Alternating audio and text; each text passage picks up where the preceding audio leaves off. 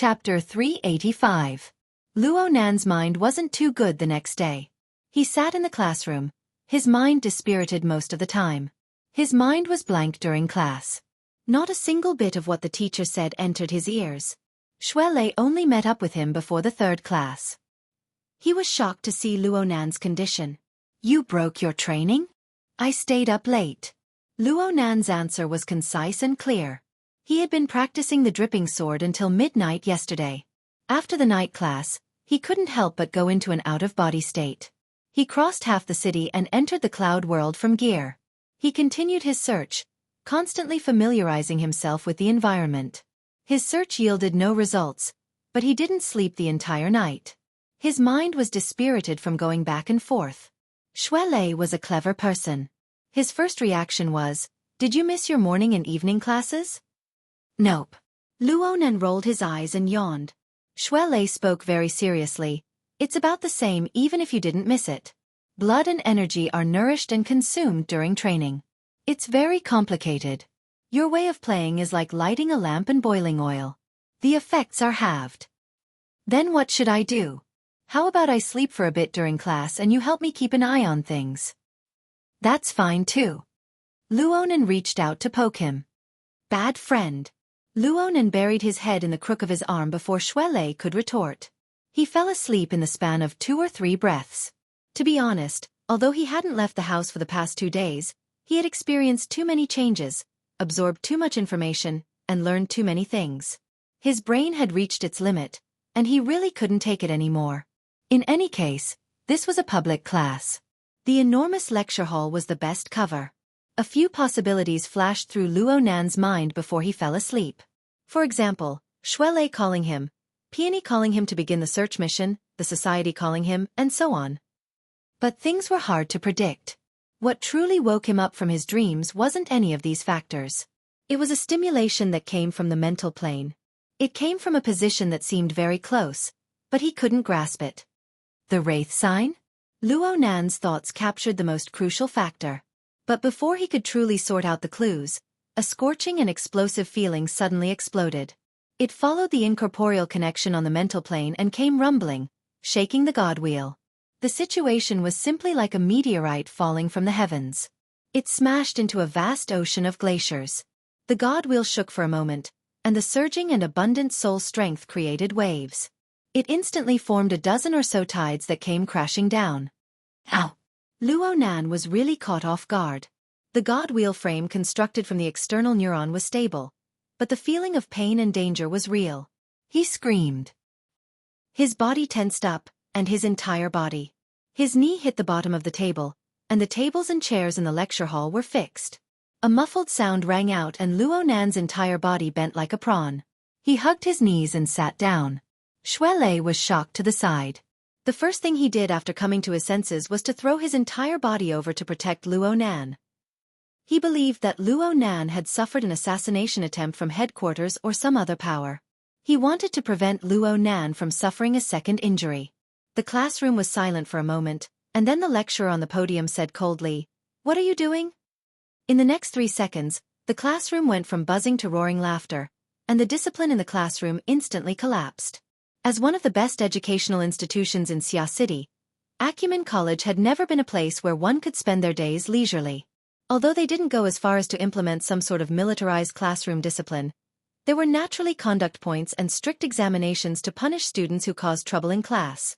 Luo Nan had shaken the entire lecture theater to the point of buzzing. Xuelei had directly pounced on Luo Nan with the weight of empty tie. If Luo Nan didn't raise his blade and make an example out of Xuelei, he would be letting down the class time system. The lecturer on the lectern was a middle-aged woman in her 40s or 50s.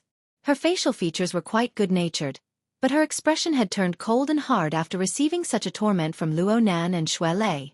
"Get up, I'm fine." Luo Nan struggled to break free from Xuelei's oppression. He endured the pain in his knees with great difficulty, and when he straightened up, he saw this scene. He was already exhausted to begin with, and his reaction was much worse than usual. He was even more sluggish, and he could only display a stupefied expression, unable to do anything. Xuelei was about the same to the side. He still hadn't switched out from his bodyguard identity. Right at this moment, the young female teaching assistant, who was a support staff member, walked over to the lecturer's side. She said something in a soft voice. The middle-aged female lecturer's anger was suppressed, and she spoke coldly. "Students, please stand up." Luo Nan and Xue Lei glanced at each other, and they obediently stood up. "What are your names?" Luo Nan and Xue Lei had already accepted their fate. They lowered their heads and said their names, but they were a bit vague. The female lecturer didn't care. She just said, "Students, if any one of you isn't feeling well, you can go to the infirmary and get treated as soon as possible. Don't disturb the other students in class." Yes. He's having hysteria. I'll immediately take him." Xue Lei reacted, and he directly made Luo Nan into a mental patient. He made a supporting gesture, and he supported Luo Nan as they walked down step by step amidst the chaotic laughter of the students. Luo Nan's knee was injured, and he really was limping. The two were like this. They didn't dare to raise their heads, and they cut a sorry figure as they left the classroom. Luo Nan's absent-minded mind recovered a bit just before they left the room. He noticed one thing. The young female teaching assistant who had persuaded the lecturer was actually someone he knew. Tianxi. They hadn't contacted each other since the incident at Ocean Sky Cloud City. Presumably, Tianxi needed quite a long period of time to sort out her emotions. But he never expected that they would meet again in such a manner. Luonan didn't feel comfortable saying hello, so he left in a hurry with Xue Lei. But the bell rang before the elevator even reached the bottom floor. Luonan only found out after asking Xue Lei that it was the last class of the morning. This fact hurt Luonan quite a bit. Things wouldn't have escalated to this extent if he had been a few minutes late. His wristband vibrated at this time, and the name of the contact appeared. Luonan rushed to pick up the phone. "Senior Sister Tian, thanks for just now." The caller was none other than Tianxi. Her tone was gentle and calm, just like a friend she often interacted with. "It's nothing. Teacher Wu has a very good heart. She asked for your name, and she didn't scan it through the class system. That means that she wants you to open up. Otherwise, it would be hard to avoid deducting conduct points. That's all thanks to Senior Sister Tian's help. I'll treat you to a meal later." Luo Nan spoke in passing, and he suddenly felt that these words were very familiar. It seemed that he had said these words more than once in the past few days. Actually, this was normal. As his social range expanded, his interpersonal relationships gradually became more complex. It was hard to avoid social interactions. What other words could it be if he didn't say these words? Chapter 386. That's right. This was in line with Ocean Sky Cloud City's victim setting. Luonan thought this way, but when he heard the sigh, he felt quite subtle. His mind became much more lively and quick-witted. He immediately smiled and said, "Then Senior will treat me to a meal." Tianxi reacted extremely quickly. "Tonight. Today." Luonan jumped in fright. "I have an event tonight." "Really?" Tianxi's tone was filled with doubt. Perhaps she was even a bit disappointed. This made Luonan feel embarrassed. His mind spun, and he suddenly had an idea. "Oh right. Senior, you should come and participate tonight." Tianxi was surprised. "Invite me?" "Yeah. You actually know them. It's Mo Peng and Mo Han. Remember? They're your cousins? Last time at Frost River Reality." Her voice suddenly cut off. Luonan's mind became more and more agile. He knew that Tianxi was probably a bit embarrassed. After all, the last event was to create an opportunity for her to socialize with Luonan's third cousin, Mo Chiu. It seemed that nothing had come of it. It really wasn't that kind of thing to participate again. Well, with Luonan's social skills, this kind of slip-up was inevitable. Luonan didn't know how to remedy the situation when Tianxi chuckled. "Okay. I just happened to bring Tianqi. He's close to your age. We had a good time last time. I heard that he keeps in contact with someone from your family." "Ha! Something like that happened?" Regardless of whether Tianxi was telling the truth or not, it was fine as long as she didn't mind. Luonan let out a sigh of relief. For him, this arrangement could be considered as killing two birds with one stone. Mo Peng and Mo Han were both Devil Incarnate level fellows. There should be someone older to suppress them. Tianxi had a socializing experience with Mo Chiu, so she had an awkward halo. Let's see how those two fellows deal with this. Wasn't it a bit despicable to think like this? Luo Nan ended his communication with Tianxi and shook his head. His thoughts spun, but his expression sank. The event tonight was just a small matter. The extraordinary power and corresponding information that the Wraith sign transmitted just now were the key issues that needed to be carefully understood. Logically speaking, the Wraith sign was still in the Blood Flame Order's territory. He was herded every day, searching for other faced arachnid avatars to devour. From a city's safety perspective, the Wraith sign was a first-rate scavenger. This sort of action of the Wraith sign had brought quite a bit of trouble to Luo Nan in the past. The Wraith sign supported Luo Nan on the path of imbalance between body and soul, walking further and further. However, ever since Luo Nan constructed a clear framework of body and soul, coupled the rotation of the God Gear and Body Gear, the Wraith sign's sudden hunt and devour, the negative effects it brought to him grew smaller and smaller. Luo Nan was more than happy to leave the Wraith sign with the Blood Flame Order to collect some information and secrets. But in that instant, the Wraith sign exploded with an attack on the mental plane. It could be said to be the most intense attack Luo Nan had ever encountered since he received the Wraith sign. According to Luo Nan's conjecture and understanding, the instantaneous undulation was very much like when it suddenly encountered a powerful enemy. It unleashed its full combat power. Then it won the battle and swallowed up the enemy. Only then did the comet collide with the Earth appear. The truly intense segment only lasted for an instant. Luo Nan didn't have the time to see it before he missed it. Later on, he was distracted by the embarrassing incident in the classroom. By the time he had the time to pay attention, the Wraith sign had already calmed down. Luo Nan could only see the Blood Flame Order's herder, Elder Mo Luan, from the Wraith sign's perspective. The herder was in the form of a black smoke soul body. He was flying swiftly and swiftly. However, the black smoke that was hard to see with the naked eye was scattered and indeterminate. Elder Mo Luan's condition was a bit of a mess. He should have been injured. Luo Nan had done some research on Elder Mo Luan recently. He knew that Elder Mo Luan was a core power of the Blood Flame Order. He was a dual cultivator of spells and martial arts. At his peak, he was an existence that even extraordinaries would cast sidelong glances at. Elder Mo Luan was only 60 years old. He was only in the prime of his life. He should be at his peak. Unfortunately, he had suffered serious internal injuries during the split of the order. He had never been nimble, and it was even harder for him to break through the boundaries of extraordinaries. His bodily functions rapidly declined.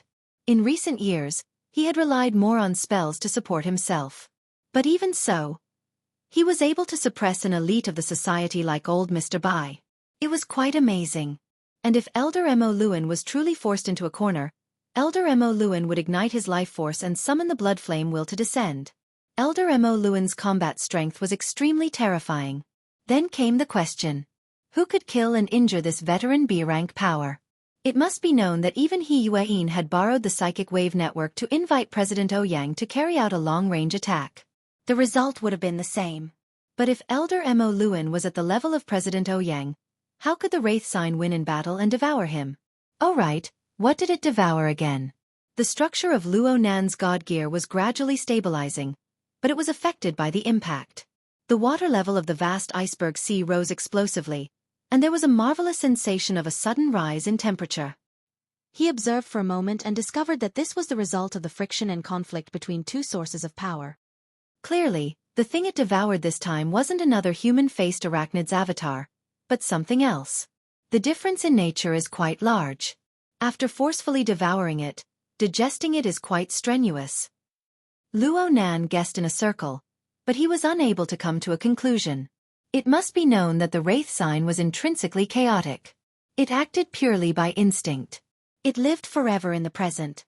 It had no concept of the past, the future, and it had no relevant memories.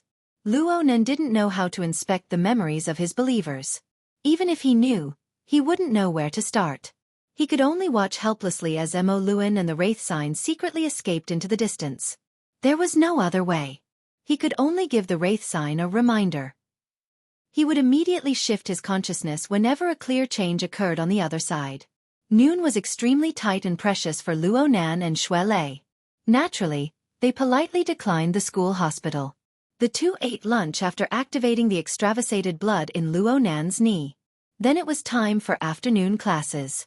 Luo Nan cultivated in addition to the eye's orifice. He also cultivated in the mouth and tongue orifice. He had to take care of his internal organs, so the time required was longer.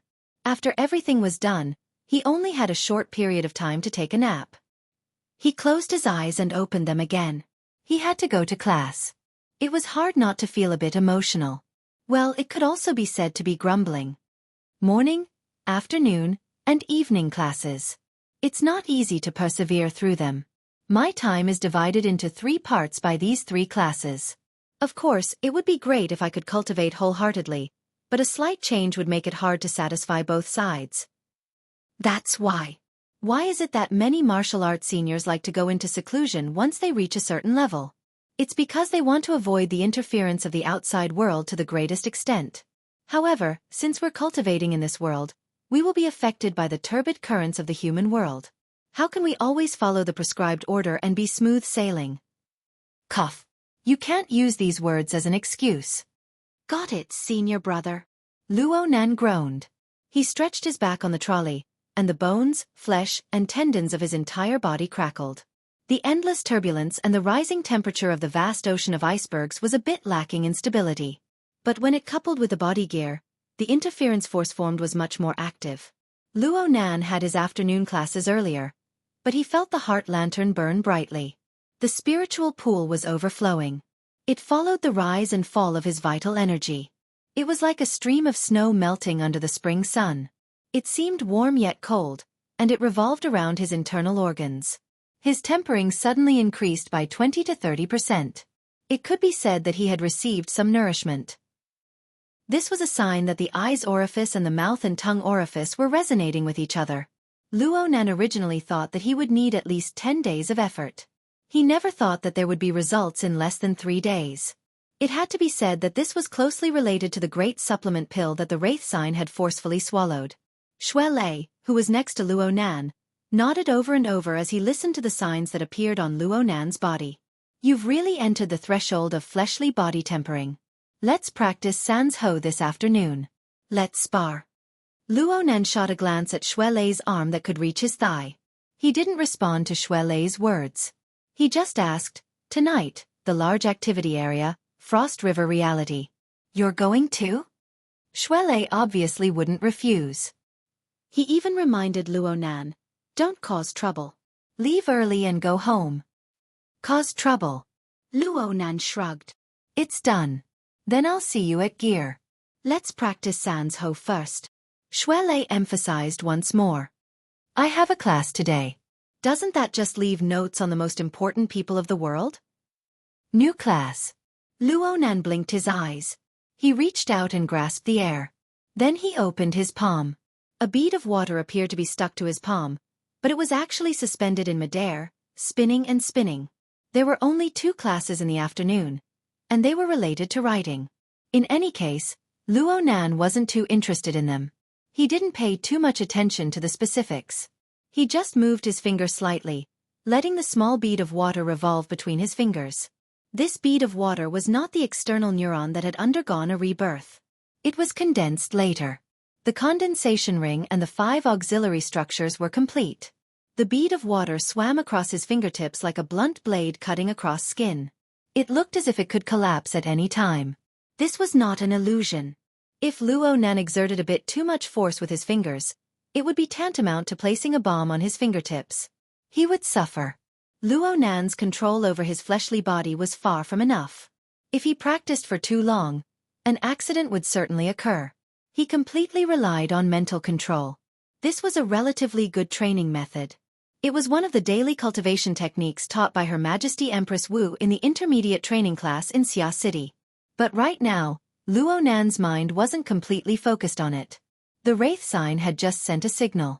After over an hour of tossing and turning, the unlucky elder Mo Luan had finally returned to his secret hideout. He was communicating with the others. This was a high-class member suite of a large fitness center. The interior of the room was decorated in a purplish-red color. The lighting was dim, and it carried a bit of an exotic atmosphere. The room wasn't small, but there were only 2 wooden armchairs set up in the corner. Yoga mats were placed in most of the space. There was also a treadmill, a bicycle, an elliptical machine, and other equipment. There was also a small hot spring in the corner. Elder Mo Luan's fleshly body was already here. He sat cross-legged in the hot spring naked. However, Mo Luan's soul had yet to return to his body. His injuries had yet to heal. Perhaps returning to his body would allow him to recover a bit faster, but it would make his body, which was already full of hidden injuries, even worse. Mo Luan could only endure for a while. Mo Luan's soul floated in the room, and the wraith sign was right next to him. There were 2 wooden armchairs in the room. One of them was empty, reserved for Mo Luan. Even if Mo Luan didn't sit, he still had to show respect. 6 core members of the order had already received the news and were gathered here. Luo Nan was able to recognize all of these people after a month of intermittent identification. Chapter 387. Mrs. Holder was a woman that left a deep impression on people. Luo Nan had the temperament of a homebody. He didn't really recognize people, but he never forgot her from the first time he met her. Yes, it must be admitted that Mrs. Holder's image was quite good. She was around 40 years old, and she was in the gym room right now. She wore a deep purple knitted wool dress and stockings of the same color. She paired it with black velvet high heels. Her hair was tied up in a seemingly casual bun, and a few locks hung down the side of her forehead. She was elegant and concise, like a noble woman who had been in a high position for a long time. However, her somewhat westernized 3-dimensional silhouette, her deep eye sockets, her quiet and serene gaze, and the strange slender bloody scar on her right cheek gave her a tough and callous aura. Upon closer inspection, she looked more like a strong woman who had experienced many experiences. In the secular world, she was indeed a queen of the business world. The high-class fitness center they were in right now was one of her businesses. She had inherited her husband's Castle Financial Group, and it had rapidly expanded over the past 10 years. She controlled several well-known fashion and sports brands, and her influence in the field of entertainment and sports grew more and more astonishing. Luo Nan had once looked up information on Mrs. Holder. She was a legendary figure in Xia City. During the Dark Age when the Blood Flame Order was internally divided, the reigning chief ablatum of the order cowered before the chaotic conflict of doctrines. This caused the order's sacrificial vessel to be destroyed, causing irreparable losses. In the moment of life and death, it was this Mrs. Holder who beheaded the previous ablatum, her husband. Furthermore, with his strong conviction, he had withstood the violent backlash of the blood flame will. Amidst the raging blood flame, he had inherited the position of officiant. He had also relied on the rapidly expanding financial resources of the secular world to stabilize the situation during the order's relatively weak stage, preserving this branch of the blood flame order. The bizarre bloody scar on her right cheek was the mark of the ultimate trial of the blood flame will. It was the testimony of the soul-stirring events of the past.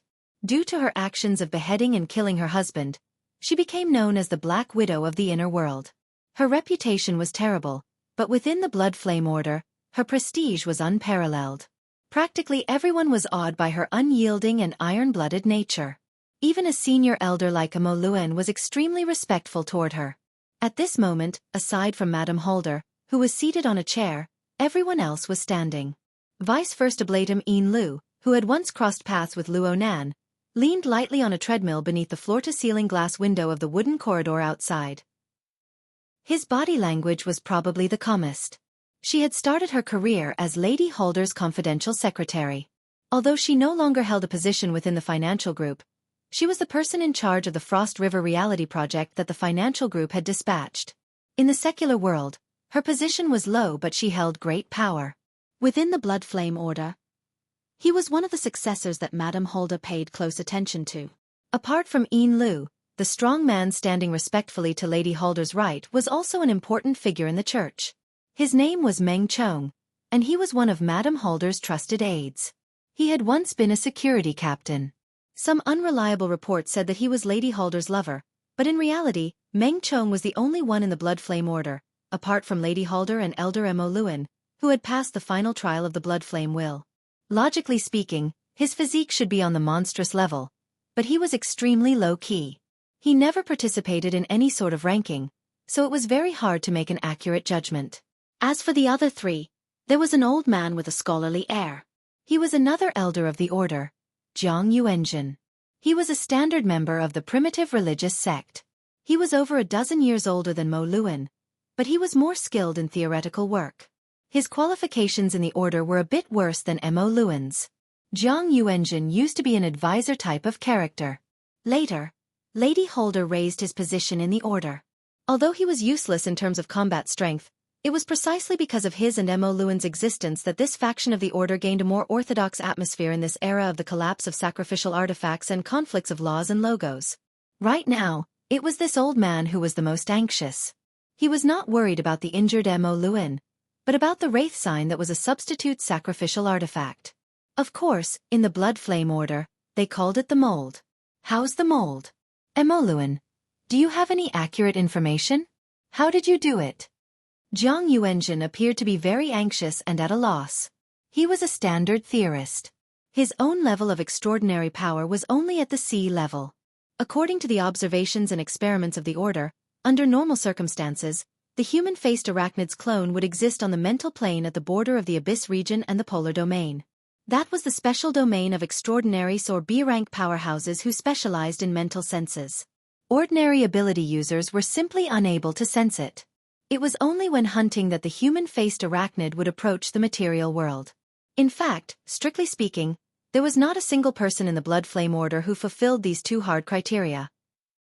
Lady Halder had gone through special channels to obtain the herding technique that could capture the human-faced arachnid's clone and forge it into a sacrificial artifact mold. Right now, only Lady Halder, Elder Mo Luan, Deputy Ablatum Xin Lu, and Ren Hong could use this technique among the core members of the Order.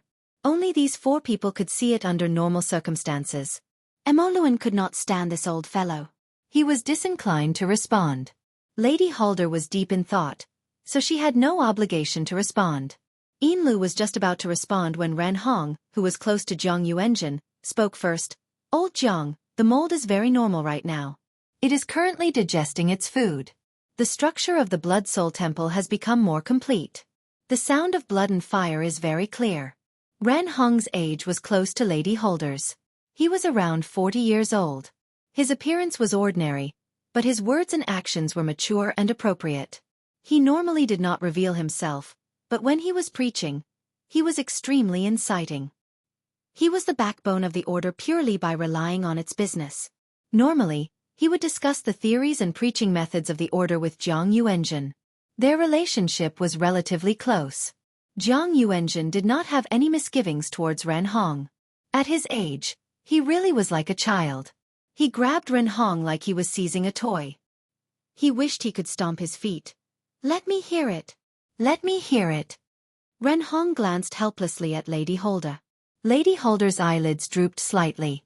This could be considered as consent. Don't take too long. Ren Hong first warned Jiang Yuanjun before grabbing Jiang Yuanjun's wrist. He adjusted the frequency of the fluctuations of his soul strength, bringing Jiang Yuanjun's soul strength inside. It was like an amplifier, allowing Jiang Yuanjun to listen to the sound that came from the depths of the mental plane. Blood, blood, blood. Fire, fire, fire. The monotonous, manic, and incessant sound was like a gradually rising platform that pressed down on the mental plane. Layer upon layer, there was no end to it. And because it was nothingness, it could collapse at any moment. After listening for a long time, one's internal organs would begin to convulse and contract. However, in Jiang Yuanjun's ears, this sound was like the sound of nature. He laughed so hard that his eyebrows could not be seen. Aya, this is like eating a great tonic. The 2120 steps of the Bloody Soul Temple's Path of Blood Fire now has 1755 steps. Ren Hong confirmed the number, then reminded him, time's up. How can it be so fast? Jiang Yuanjun wanted to act shamelessly, but Ren Hong gently and firmly refused Jiang Yuanjun's request and even pulled away. Jiang Yuanjun wanted to toss and turn again, but Ren Hong gave him a meaningful glance, reminding him that the Lord Ablatum was right in front of him. Jiang Yuanjun had been raised by Mrs. Holder, so he was afraid in his heart. His face twitched, and he finally stopped pulling. He turned to face the master seat and smiled. Then he began to count with a deadpan expression. Last time Mo Luan reported the number of steps to be 1569. My goodness, this time it's 186 steps? Yin Lu reminded him from the side. Old Jiang, there was a successful hunt last week that didn't make the report. At that time, It was already 1605 steps. A whole 150 steps is too much. Especially the blood flame path, which starts at the end of the 1600 steps. Even if it can't compare to the final 120 steps of the blood flame altar, it still isn't easy to construct. What in the world is this thing? It's so powerful. If Luo Nan hadn't used the Wraith sign to spy on the high-level communications of the Blood Flame Order, he would certainly have been completely baffled. Actually, the so-called Blood Flame Path was the quantitative standard of the Blood Soul Temple structure that the Blood Flame Order had implanted into the human-faced arachnid's avatar. It was divided into 6 levels. The first 400 steps were a stage, and the last 120 steps were the final sublimation stage. Not only did it have numerical quantification, it also had an image. Right now, the hell-like structure that had been assimilated into the Wraith sign's body was piled up layer by layer from the center. It was like a mountain peak of cooled lava. The mountain path on top of the mountain twisted and turned. There were many pores in the mountain rocks, and lava flowed and spat out. It could be described as a river of lava and a stream of fire. It could change the mountain's terrain and shape at any time. But no matter how it changed, there was a majestic and awe-inspiring building at every certain height on the mountain. It was either a palace hall or a cave. They were built next to the mountain, as if they were one entity. This was the embryonic form of the Blood Soul Temple. Right now, 4 buildings had been formed, representing that 4 stages had been completed. The next 5th stage was the formation of the altar on the mountain peak. The final 6th stage was the 120 steps of the Blood Flame Altar.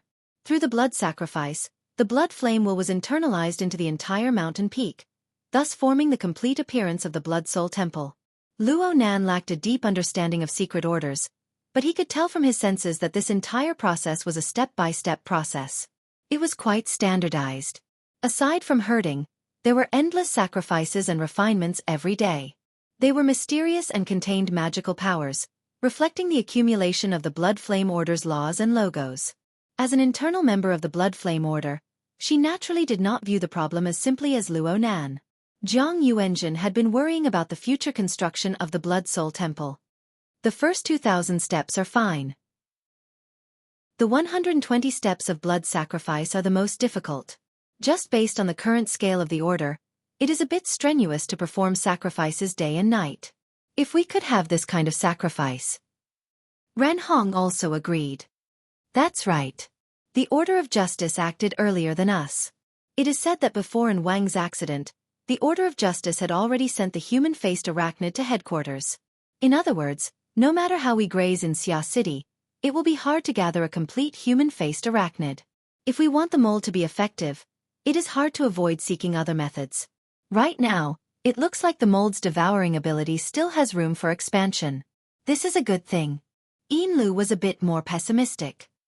It's hard to make a judgment just by looking at an example. Jiang Yuanjun clapped her hands. You'll have to ask Amoluan about this. It was dangerous this time, but if we can really find a way to assist in the blood sacrifice, then it would truly be a boundless merit. Just as her voice fell, a mass of light and shadow unfurled in the center of the room. Amoluan did not participate in the conversation from start to finish. He just transformed the relevant memories into energy information that could be recognized by specialized equipment. Then he transformed it into an image, allowing the core members of the order to understand the situation at the time. This sort of ability to reproduce memories seemed simple, but in reality, only those who had a deep understanding of the mind and the soul could do it. Luo Nan felt ashamed of his inferiority to Amoluan's deep and ruthless ability. As the light and shadow changed, it was tantamount to replaying Amoluan's experience at the time. Due to the nature of human thought, it was hard to avoid subconscious processing and distortions. However, it was enough to serve as a reference. Luo Nan found the scene of the incident familiar.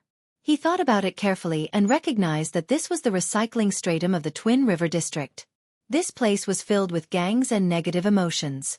It was indeed one of the best places for the human-faced arachnid to reside. Amoluan gave a brief introduction of the background. He used the mental plane to directly transmit telepathically. However, Luo Nan could hear everything clearly due to the mental connection between him and the Wraith sign. I was just doing my routine patrol at the time. Mold suddenly became very excited.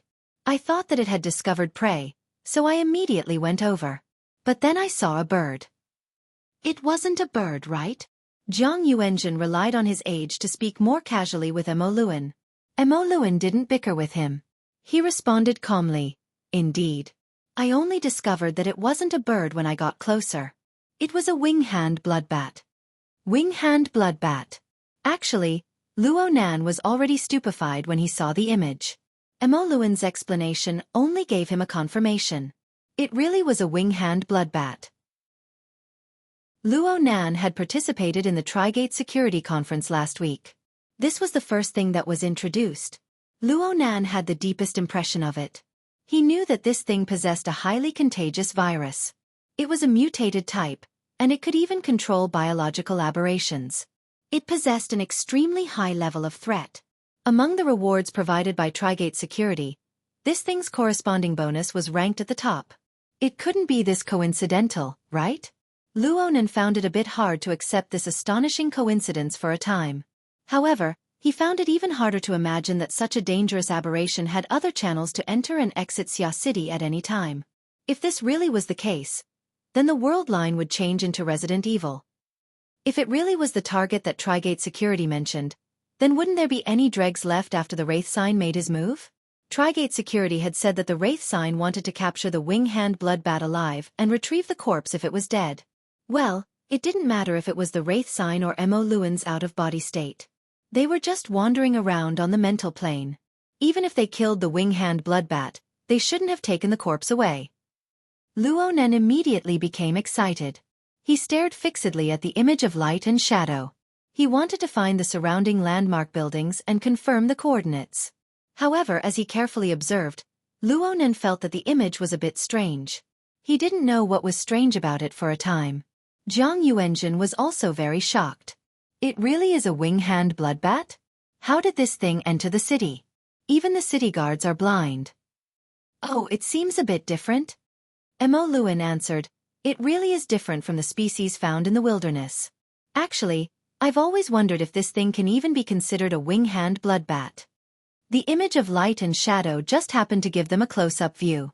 This time, whether it was the group of core members of the Blood Flame Order up close or Luo Nan, who was 2 or 3 city districts away, they all saw the problem. Chapter 388. Too tough. This was Jiang Yuanzhen's evaluation. It could be said that she was right on the mark. This wing-hand bloodbat was a lot thinner than the image data Luo Nan had seen. Luo Nan still remembered the countless number of wing-hand bloodbats fluttering under the setting sun in the information provided by Trigate Security.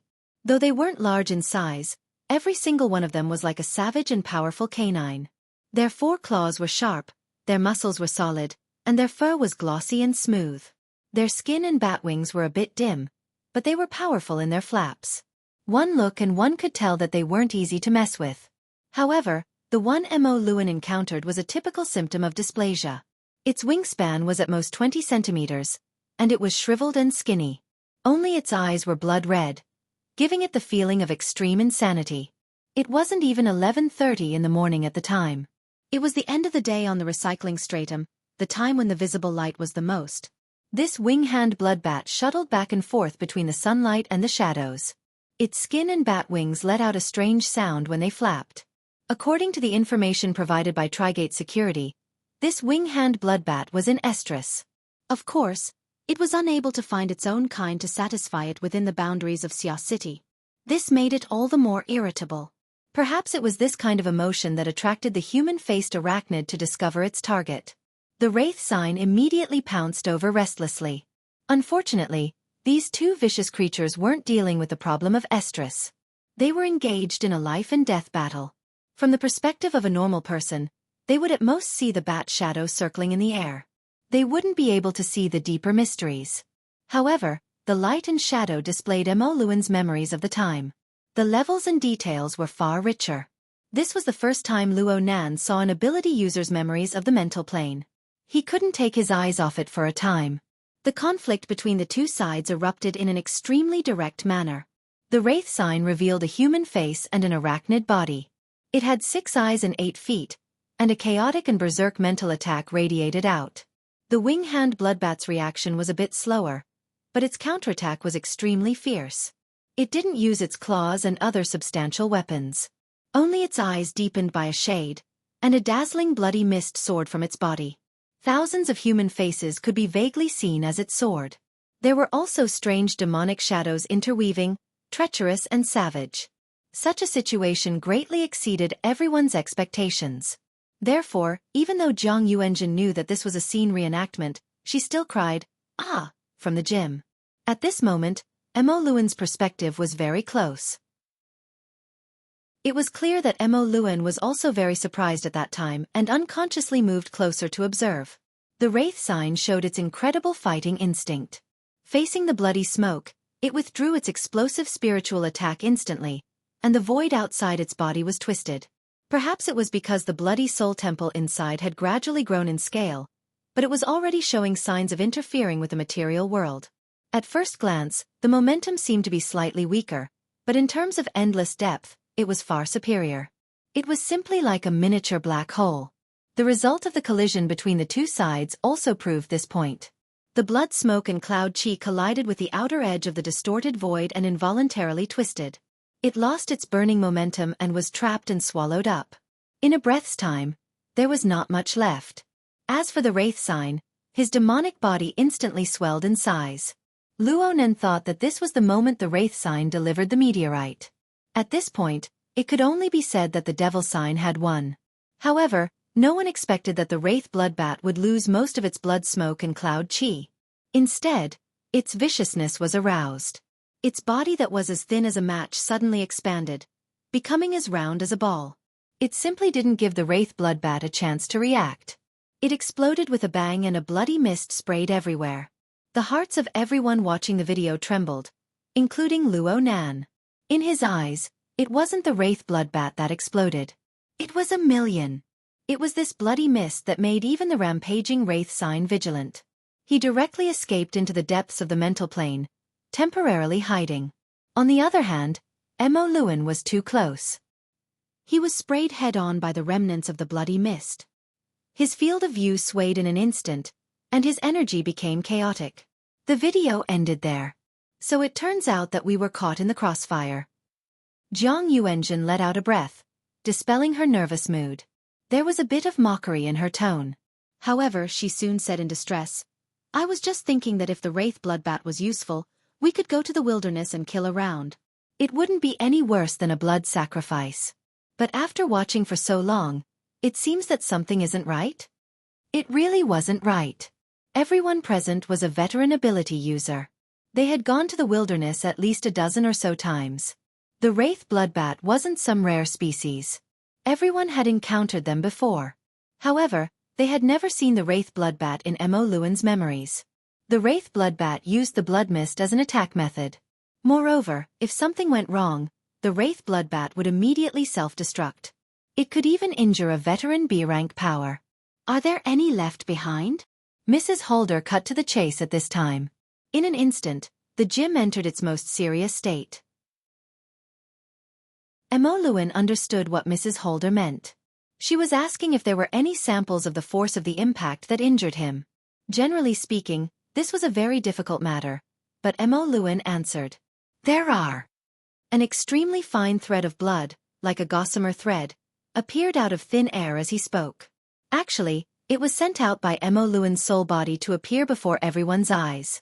When this thread of blood was sent out, it was only a millimeter in length. But its diameter was even thinner. It was like a broken spider silk. If it wasn't for the brilliance of the bloody light, people with old eyes like Jiang Yuanjun wouldn't have been able to see it clearly. The nature of the thread of blood was extremely strange. It had only appeared in front of people for a few seconds, but it seemed to swell a bit and elongate a bit. Moreover, it twisted its head and swayed its tail like a living bug.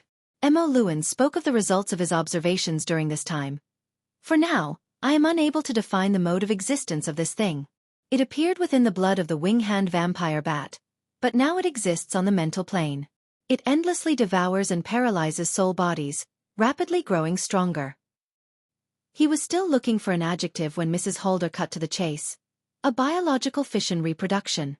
A kind of mental microorganism, or perhaps a virus." Jiang Yuanjun suddenly clapped his hands. "A human-faced arachnid." Everyone understood what he meant. Yinlu unconsciously stood up straight. "It really is similar.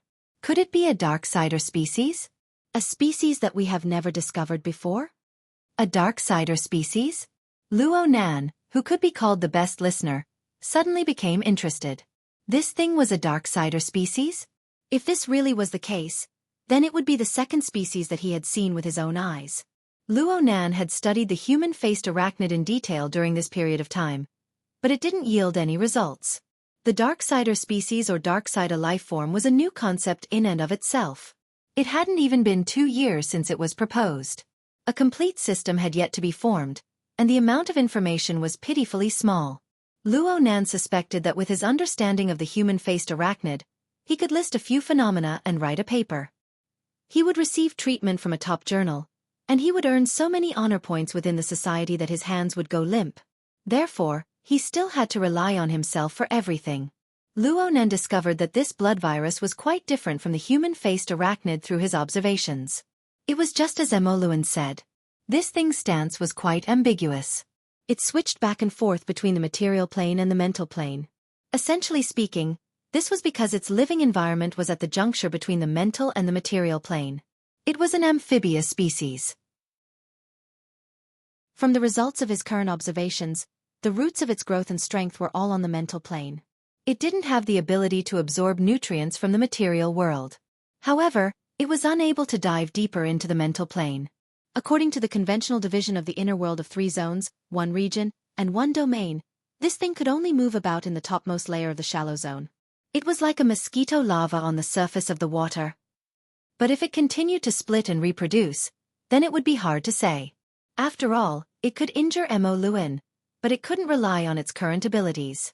Luo Nan could sense that the Wraith sign, who had been resting idly in the depths of the mental plane after Mo Luan released the blood virus, aroused its instinctive attention. But perhaps it saw that this thing was too weak. It wasn't enough to fill the gaps between its teeth, so it lost interest. Perhaps it wanted to raise it? While Luo Nan was researching, the others weren't idle either. It's also a parasitic species? Ren Hong tried to make a judgment. So to speak, that wing-hand vampire bat is actually a victim host? Is this parasitic relationship a designated one, or is it an arbitrary choice? Perhaps he just wanted to express his thoughts, but the meaning behind his words was like a cold wind that blew the atmosphere in the room cold. With the complexity of mutants and the pitiful depth of human research, it wasn't strange to suddenly discover a new species, especially the Darksider species that came and went without a trace. However, the situation of being parasitized still made people feel unhappy. In the research of mutants, parasitic and symbiotic relationships were actually quite common. During the craziest mutant era, large quantities of insects and microbes on Earth suffered from warped mutations. They evolved into similar abilities, bringing about an extremely terrifying chaos. There were often people who said that the ability users that appeared in the new era were products of a kind of parasitic and symbiotic relationship. They were mutations caused by special viruses entering the host cells. But it was very hard for people to accept this theory. As humans who possessed high levels of intelligence, they instinctively loathed the sort of image that threatened their self-awareness. 9 out of 10 Darksider species are parasitic. There's no need to say too much. Lady Halder ignored her own instincts with her powerful willpower. She focused her gaze on the swimming blood virus before her eyes. After observing it seriously for a period of time, she spoke softly. It uses the blood essence of the fleshly body to drive a viral fission on the mental plane. This sort of interference method seems berserk, but it's actually precise and mysterious. Is it that hard to get rid of? For me, it would take a few days. It shouldn't be hard if I'm careful, but if I increase the number of samples, then I'll need to observe it. How's the scene? I've already arranged for people to protect it. But due to its nature, I haven't begun to collect samples for now. Come with me again. Yes. No one else had the leeway to interrupt the conversation between the 2 core figures of the Order. Only when the principles for handling the matter were decided did Lady Halder change the topic. With Mo Luan's condition, it won't be suitable for him to continue herding for a period of time in the future. We need to adjust the candidates. Everyone discussed this. Everyone's expressions were solemn. What Lady Halder said was a very realistic matter. The founding ceremony of the Blood Flame Order was on December 21st. There were only 40 days left until today. The mold for the Blood Soul Temple had just reached the 5th stage. The progress was smooth, but it could not be interrupted no matter what.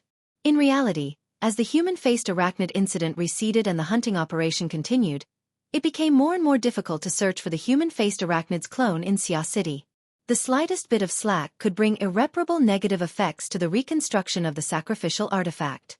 The reason why Lady Halder was interested in the parasite on the body of the wing-hand bloodbat was because she saw a possible alternative plan. But before she could confirm the feasibility of this plan, she still had to complete the most basic of tasks. Jiang Yuanzhen coughed. Relying on his age, he opened his mouth and listed out the matters that didn't have much significance, but they still had to be considered. The herding law in our hands has already appointed 4 shepherds. Aside from Mo Luin, there are the Lord Oblatum and 2 Deputy Oblatums. There are 3 candidates, but considering that the Lord Oblatum needs to prepare for the sacrificial ceremony and coordinate with the blood flame will every day, it is hard for him to split his time. So there are only 2 candidates, Yin Lu and Ren Hong. Which one do you choose? Lady Halder asked directly. Ren Hong. Jiang Yuanzhen's response was very decisive. She even gave Yin Lu a glare. Yin Lu is running around outside every day. She's tied up with mundane matters. How could she have the time to herd? Yin Lu smiled bitterly and lowered her head. She didn't want to argue with this old man. According to Jiang Yuanzhen's thoughts, as a deputy oblatum, she should devote her entire body and mind to teaching affairs. As for the business matters, there would naturally be professionals to handle them. For this reason, the old man gave Yin Lu quite a bit of face. Ren Hong? Lady Halder seemed to be muttering to herself, but she also seemed to be asking. Ren Hong was a bit unsure of her intentions, but he still lowered his head and said, I am willing to temporarily take over the matter of herding. I will listen to the oblatum's arrangements. Lady Halder declined to comment. She continued to call out names. Meng Chong. Meng Chong responded bluntly, I'm not good at it. I have no objections. Yin Lu? Yin Lu was the person involved. She could only say, I will listen to the boss's instructions. She continued her habits from her days as a confidential secretary. She didn't refer to the Lord Oblatum as the boss. Lady Halder's gaze swept across everyone in the room. In the end, her gaze stopped on the face of the person who had been silent all this time. Wu Kuei. Wu Kuei was an ordinary man who could be drowned in the crowd at any time. His stature was short and stout, and he had no sense of existence at all. Luo Nan had observed him for a long time, but Luo Nan still didn't know what Wu Kuei did. Luo Nan didn't know what Wu Kuei relied on to rise to the core of the Blood Flame Order. Wu Kuei's words weren't unique either. Let the oblatum make the decision. This wasn't the first time Luo Nan had seen this sort of situation. Right now, Lady Halder's words were practically the law of the Blood Flame Order. Aside from Jiang Yuanzhen, who purely researched theory and didn't have any schemes, always relying on his seniority to say a few words, the others generally didn't have their own opinions. Mo Luin. Mo Luin suddenly butted in at this time. I feel that something isn't quite right. The matter of coordinating the will of the blood flame is something that not only you, but also Ren Hong. Right now he's the main force of preaching. The 40th anniversary ceremony of the establishment of the order is just around the corner. He has to participate in a series of warm-up ceremonies. This is unavoidable. Jiang Yuanzhen retorted. In the end, he isn't the oblatum. Squeezing out a bit of time should be fine. The problem is that the Blood Soul Temple has already established a connection with the outside world after entering the 5th phase. They are more sensitive to psychic wave interference. Which of the recent ceremonies hasn't had powerful psychic waves? They also need to mobilize the will of the blood flame. All of these things may affect the structure and growth of the Blood Soul Temple. Even if it's hard to judge whether it's positive or negative, do we really need to take this risk before the blood sacrifice? Jiang Yuanzhen's expression changed slightly when she heard this. She immediately changed her words. We have to be on guard. Lady Halder nodded slightly. Then it's Yin Lu. A bunch of words were said, but in the end, it was Lady Halder who made the final decision. Mo Luin would always provide the best reason for her to speak. These were the rules of discussion of the Blood Flame Order. Lady Halder's gaze turned to Yin Lu. December 21st is the ceremony of the establishment of the order. Nothing can go wrong. For the next few days, hand over the affairs in your hands that can be handed over. Don't think too much. I will send Meng Chong to follow you. You must ensure that nothing goes wrong. Chapter 389. The matter with the blood flame order came to an end, but Luo Nan could not help feeling a bit vexed. It was getting harder and harder for him to dismount. It could be seen that the core members of the blood flame order were extremely determined. They were all aiming to reconstruct the sacrificial vessel during the establishment ceremony. However, due to a freak combination of factors, the wraith sign had replaced their original mold. This was an irreversible process. If he took back the wraith talisman now, the blood flame order would become a great enemy, and they would not rest until one of them was dead. However, if he dragged it on, it would only be a temporary peace. He would have to take it back sooner or later, and the longer he dragged it on, the more headache he would have. Unless he gave up the wraith sign, but how was that possible? Luo Nan tossed this vexing problem to the back of his mind for the time being. He thought about how Mrs. Holder was going to investigate the scene. He wanted to go as well. Even if the 1 million had already exploded, as long as he could find some clues, it would still be helpful for the investigation later. Luo Nan did his best to recall the video data, searching for the relevant area. Thanks to the powerful network search function of the information age and the consciousness search function of the Hexaear, even if it was just an impression, he would soon get the answer. He still felt that it wasn't enough, so he used his authority to use the real-time Street View mode on the psychic wave network to adjust the public cameras and confirm it again. The order of the recycling stratum was terrible. Most of the relevant cameras had been destroyed, but Luo Nan spent a bit of time piecing together the images. He was able to find the area where the incident most likely occurred, and he discovered a glaring pool of blood there. At this moment, there were people taking pictures in the surroundings, all of them very carefully. This is the place. According to what Mo Luan said, he had already arranged for people to deal with the scene. That was why it was said that this kind of old man was the most annoying. Luo Nan wanted to eat the first bite of soup, but he was afraid that it would be too much. Glancing at his watch, the first class was about to end. After class, he would find a quiet place and enter an out-of-body state. It would only take him a minute or two to reach the River Wu district. Luo Nan's plan was quite good, and the preliminary work was quite in place. But the true big boss was unwilling to cooperate. On the podium, the cultured lecturer of the writing class said, "Let's not end the class. For the rest of the time, let's practice in class. It's a very basic character logic." "Teacher, I want to leave my body." Luo Nan had to kneel when faced with the reality that he had to attend writing classes in a row and that there would be tests. Even if he wanted to sleep on the table, he couldn't. What to do? Given Madame Holder's shrewdness, there wouldn't be anything left of her once she arrived at the scene. Luo Nan's mind was in a mess, but the teacher didn't care about him. She directly threw out the requirements for writing practice. The goal of the practice was character logic. There were a series of requirements.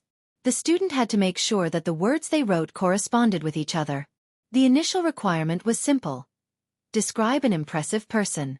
Make sure you know the person well. Family, friends, and classmates were all fine. He could start with a description of their appearance.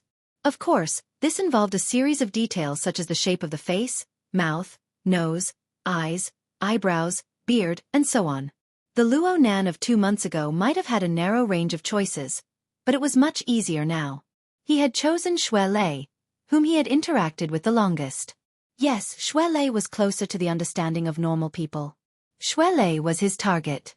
The writing teacher must have a prying eye. Following that, there was a series of information such as address, health, family, education, love, marriage, history, religious orientation, actions, and thought patterns. Finally, the interaction with the target should also be listed, such as specific instances of helping or sabotaging each other's actions.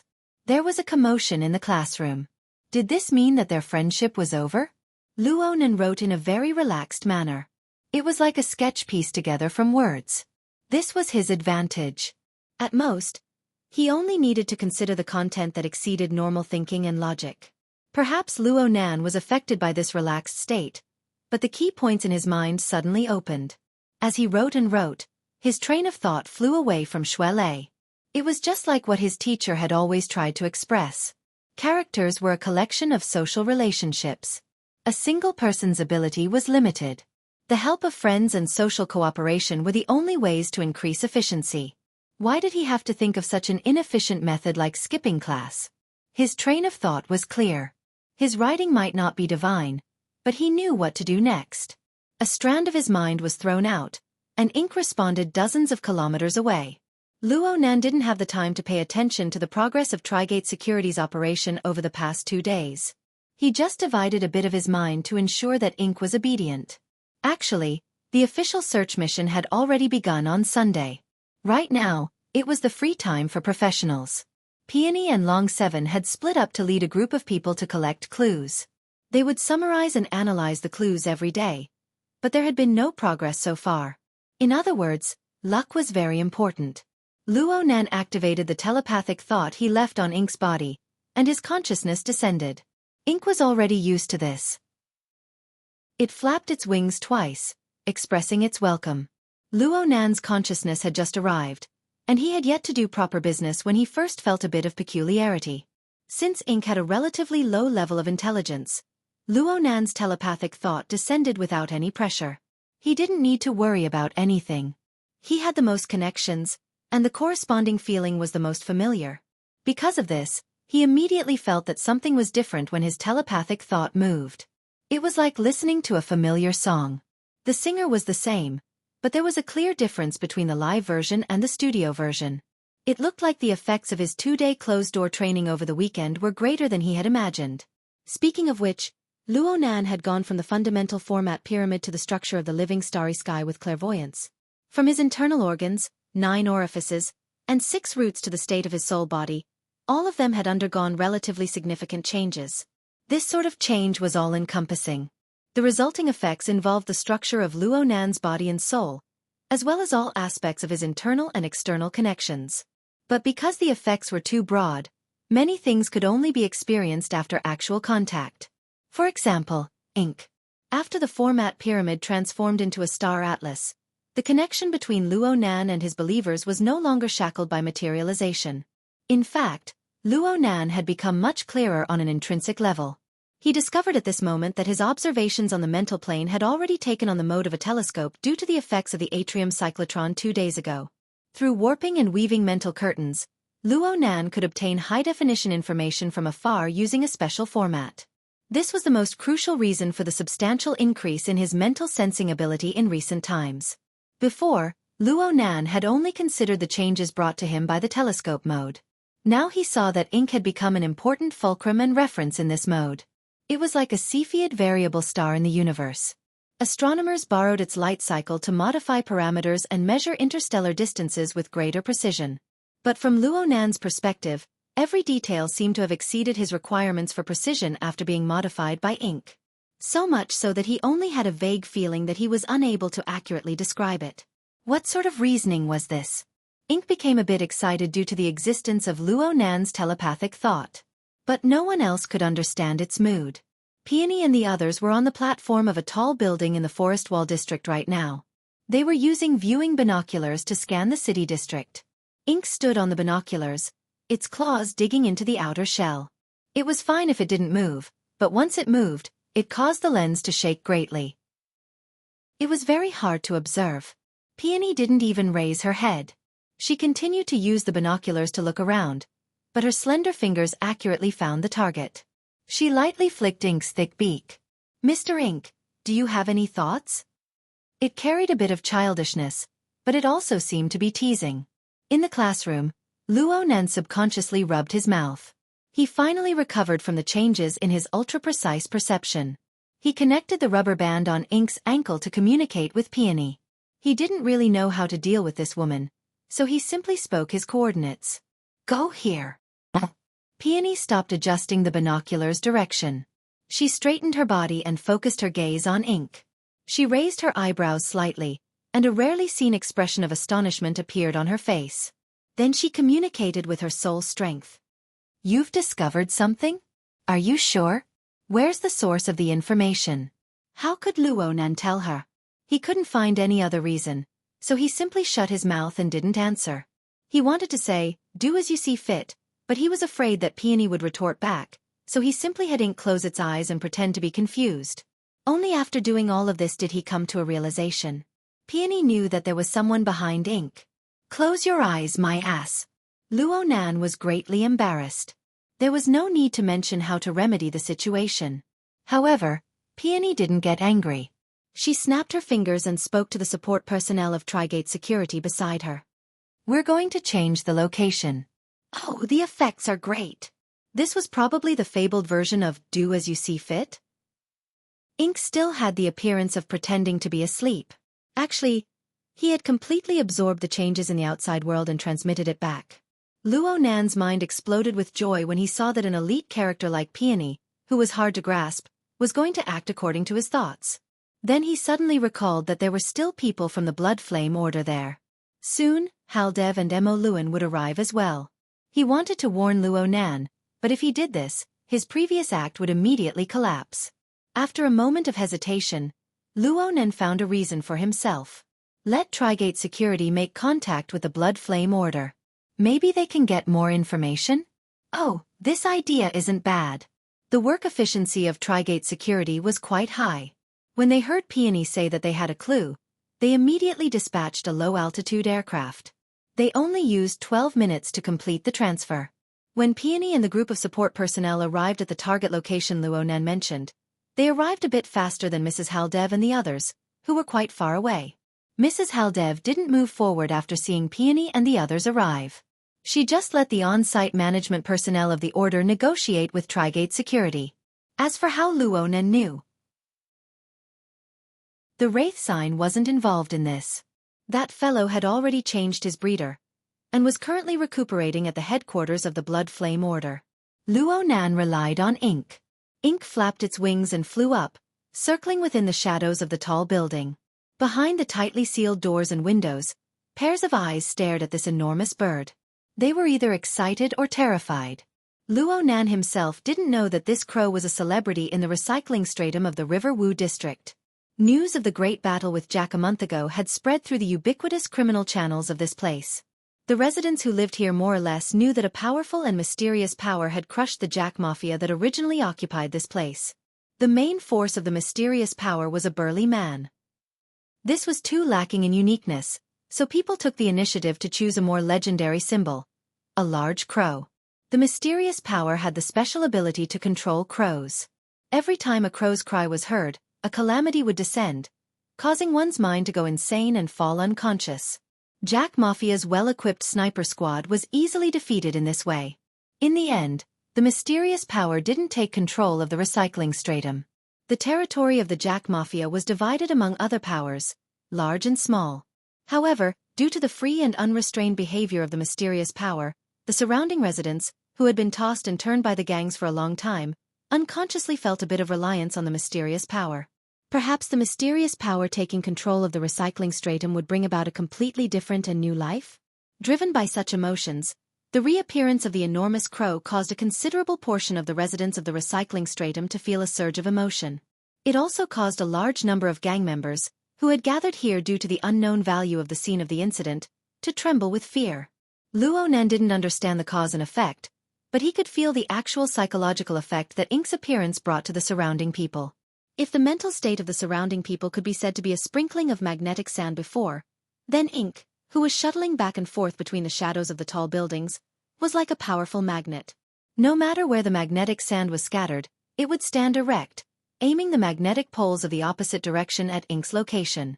From the perspective of the living starry sky, hundreds and thousands of stars were affected by the gravitational pull of Ink's constellation. They moved in unison, incomparably uniform. At the same time, the stars that weren't affected by the magnetic force were especially eye-catching. A considerable portion of them had a corresponding uniform displacement pattern. It was just that they were incompatible with the system Luo Nan had set up. The source of some patterns could be seen with a single glance. For example, the people of Trigate Security obeyed Peony's orders and obeyed the arrangements of their superiors. They were like galaxies revolving around a binary star system. There were also some patterns that couldn't be seen. For example, the on-site personnel of the Blood Flame Order didn't even know where the big shots of the Order were. But they were members of the Blood Flame Order in the end.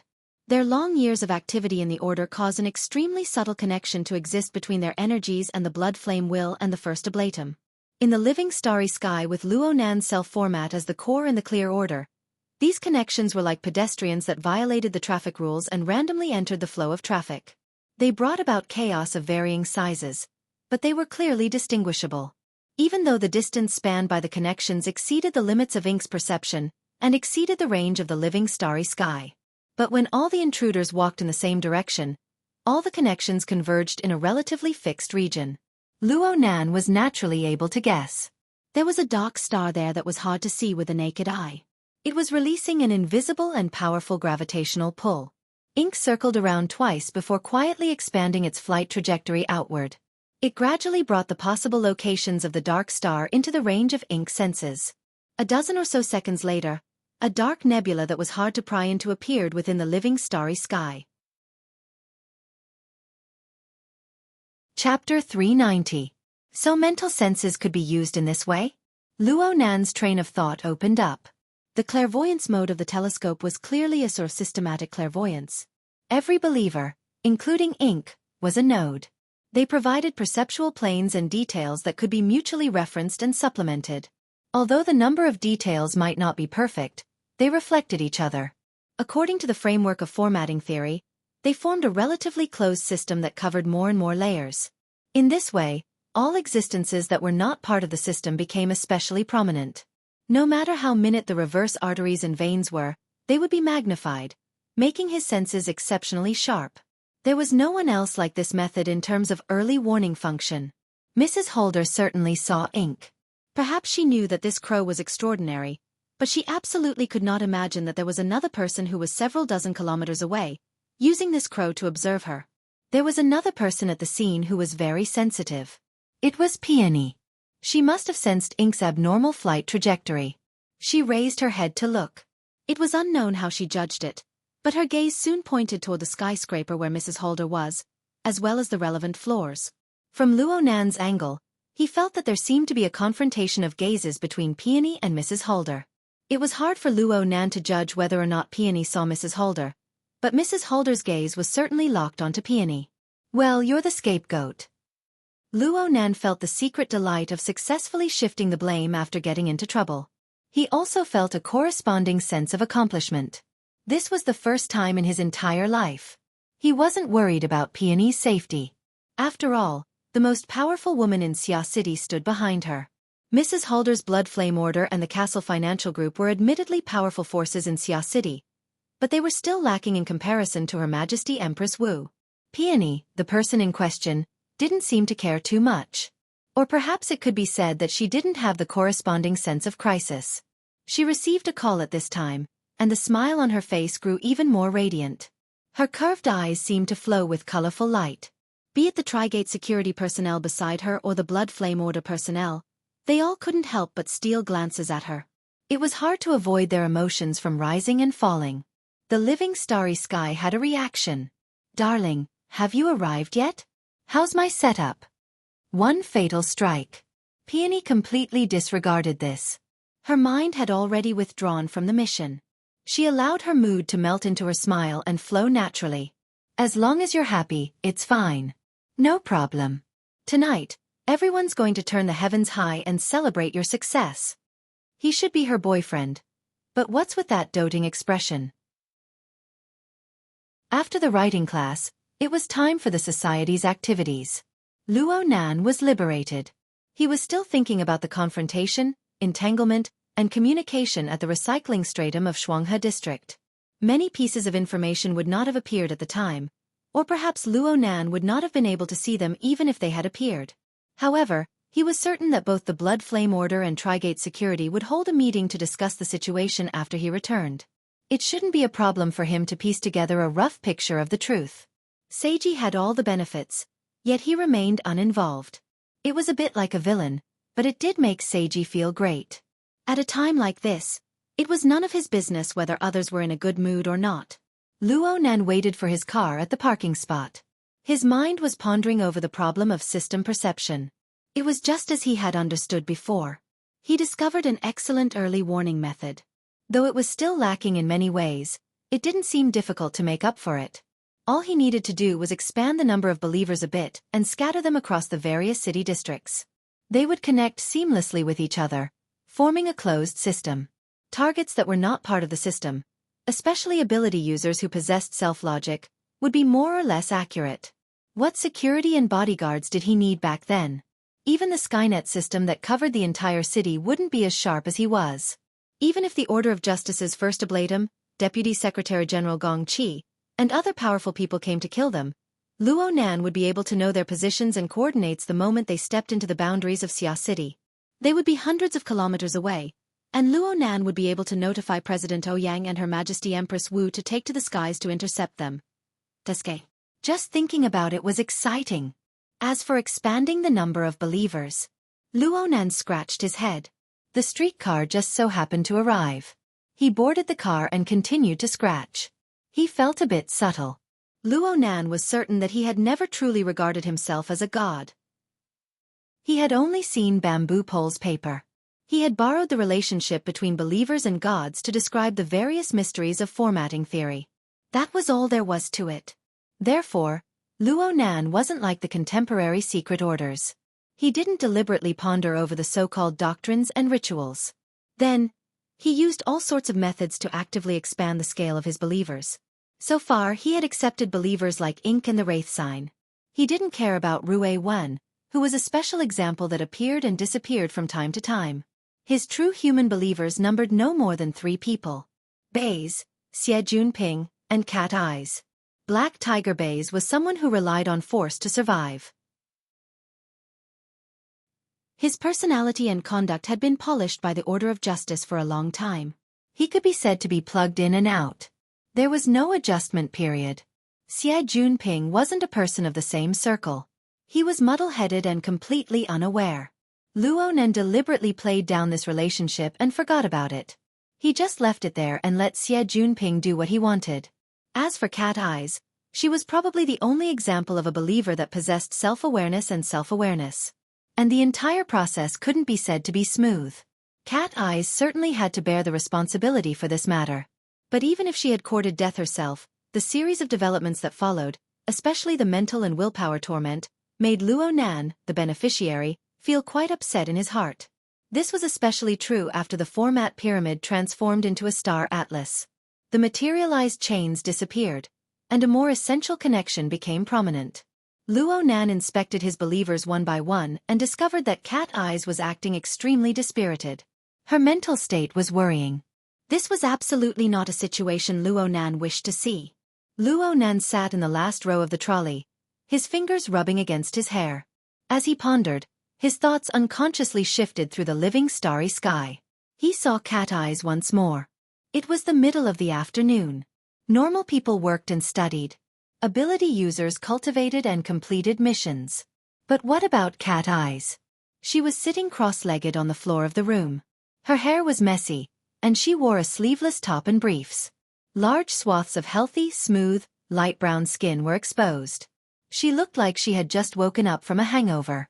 Her fingers were unconsciously playing with a wine bottle. There were at least a dozen wine bottles around her body. Most of them were empty and overturned. They were a complete mess. Holy crap.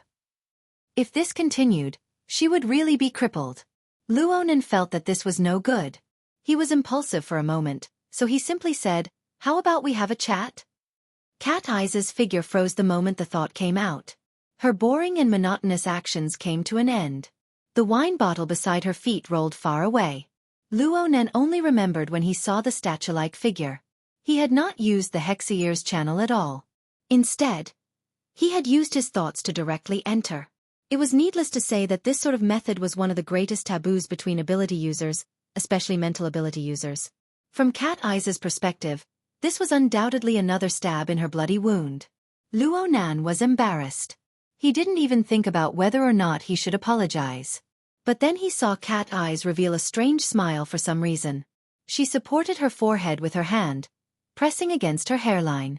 She gathered her fluffy hair a bit, and her appearance was a bit similar to Luo Nan's. It was just that she exuded a serious feeling of decadence and a bit of self-mockery. "Okay, but I still have to go teach dancing in a bit." Boss, do you want me to skip work? No need. The class ends at 8 in the evening. No problem. Only after Luo Nan spoke did he remember that he still had a social engagement tonight. He could completely have cat eyes come back tomorrow. But the words had already been spoken. Changing them now would be too passive. He might as well just stick together. Then come to Frost River reality at Cloud City Water Village. I'll be waiting here. I'll be there at 8:30. The conversation ended here. The conversation between the two did not use any electronic devices.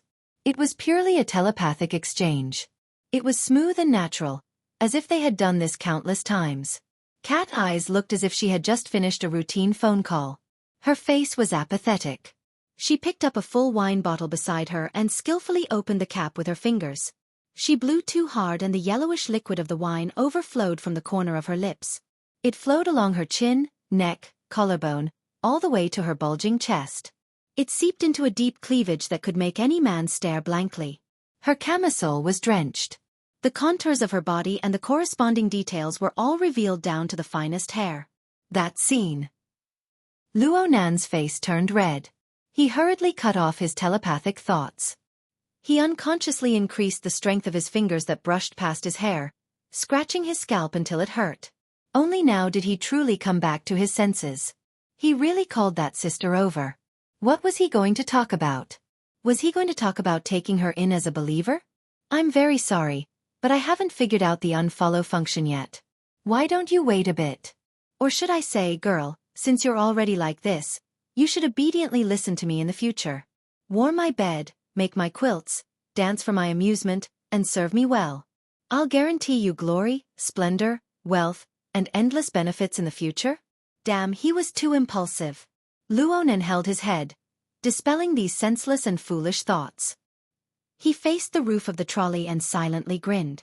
He didn't know how to evaluate himself. The Hexa ear vibrated while he was in a dilemma. Someone from the society was calling.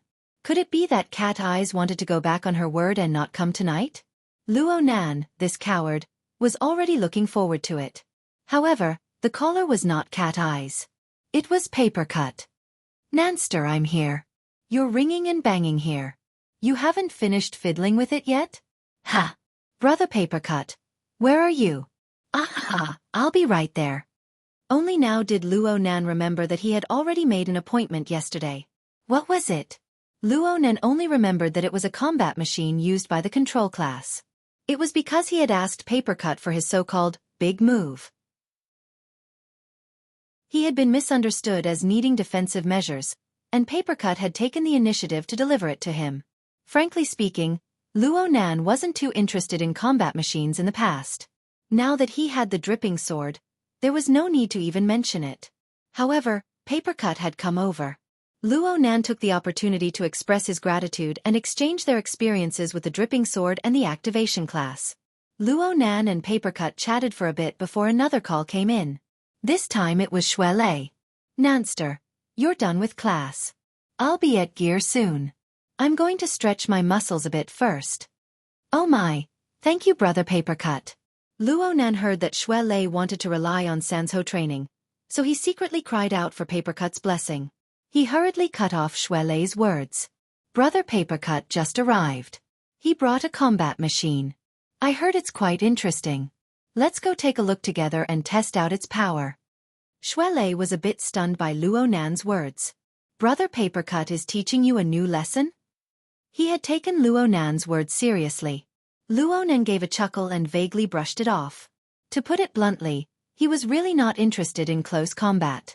On one hand, he felt that he probably wasn't cut out for it. On the other hand, he was far too busy with his homework right now. From the inside to the outside, from the fleshly body to the soul, from the self to the believers, from gear to the clouds.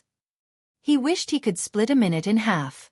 He really didn't have the energy to open another lesson. He could only let Shuelei down for the time being. Luo Nan arrived before Shuelei. When he arrived at gear, he saw Papercut strolling around the front hall with his hands behind his back, watching how the construction workers operated. He looked like a supervisor at first glance, but that chubby face of his didn't seem dignified at all. Brother Papercut. Luo Nan greeted him and went forward. Let's go to the bar counter in the passageway at the bottom of the lake. The work on the surface isn't done yet, so it's a bit messy. It should be a lot quieter underground. It's fine. Let's go back and try it out. It's better to be a bit more spacious. Papercut waved his hand. He deliberately revealed his left wrist to attract Luo Nan's gaze.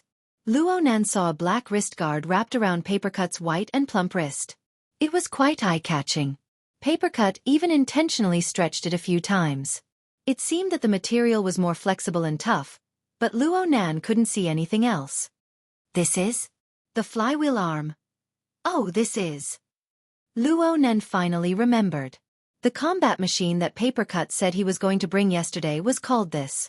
It sounded like a metal prosthetic at first glance, but Luo Nan never expected it to be like a wrist guard. It could be bent and bent as it pleased. Flexible metal material? The metal composition isn't high. After all, the vast majority of metal materials aren't suitable for soul strength interference and control. The ratio needs to be very particular. Papercut took off the flywheel arm and handed it to Luo Nan. Try it and you'll know. This thing is quite light and portable. Oh, I've sent over the instruction manual. There's even an instruction manual? Of course, there's an after-sales service as well. Papercut chuckled as he helped Luo Nan put it on. He taught Luo Nan the basics of how to use it. Luo Nan put this thing on and felt that it was different from a normal sports wrist guard. Aside from the material, it was a bit thicker. The feeling of fixing the wrist was quite obvious. Luckily, it used memory material. Luo Nan just needed to bend his wrist a few times to be able to wear it comfortably. Whether it was comfortable or not was not a key indicator for a combat machine. Even Papercut said, it's light and portable. It's easy to use. You don't even need to be taught. You can learn it with a glance.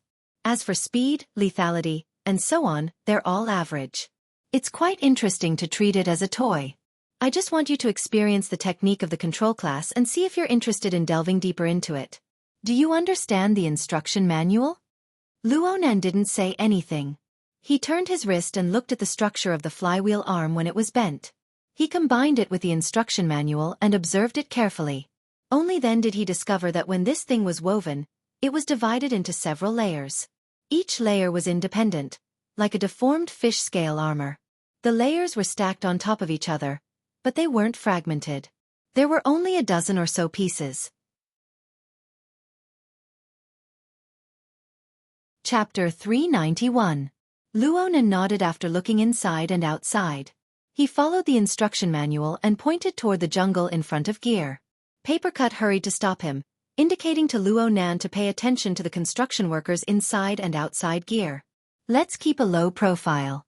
Let's walk a bit deeper. Luo Nan hooked his lips into a cold smile. It's fine. They're experienced and knowledgeable. Papercut knew what Luo Nan meant, but he couldn't say anything. He laughed and pulled Luo Nan deeper into the jungle. They didn't walk 2 steps when Xue Lei turned from the jungle path.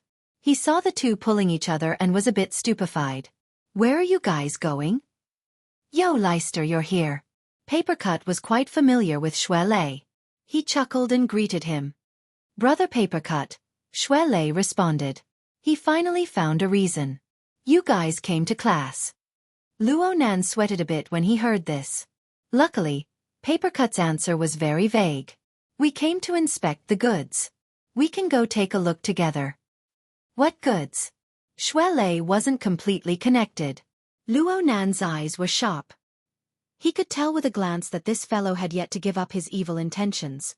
He wanted to drag Luo Nan to practice Sanzhou with him.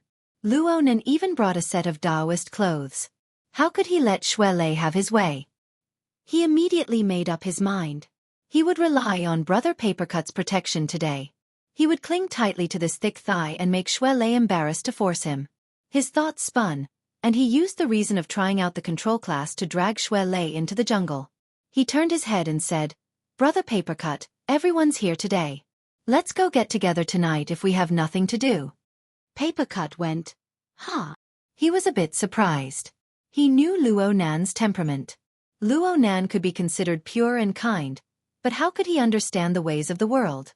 He had given Luo Nan lessons for over a dozen days, but he had never received this kind of treatment. Generally, fatties were more self-aware. Papercut asked, "Why did you suddenly think of this? You didn't invite me specifically, right? Who else?" Luo Nan knew that the invitation came too abruptly. He didn't dare give Papercut too much time to think. He chuckled and gave himself more reasons and bargaining chips. "Go go. We're just playing together. I invited Leister, Yan and Cat Eyes." Huh. Papercut constantly changed his tone and words today. Otherwise, he wouldn't be able to express his muddled thoughts. He couldn't help but ask, "Who are you talking about? Cat Eyes?" Cat Eyes. Xuelei was also stunned. Could it be that the gathering Luo Nan was talking about was different from the one he mentioned at noon? Luo Nan opened his mouth. He suddenly wanted to slap himself. Today, he was a typical case of only caring about his head and not caring about the bottom. He only wanted to slack off, but he ended up piling up more troublesome things. "Hey, don't rush to a conclusion." Luo Nan suddenly had a flash of inspiration. He blinked his eyes, and a line of words came out of his mouth. Moreover, he didn't need to fake it.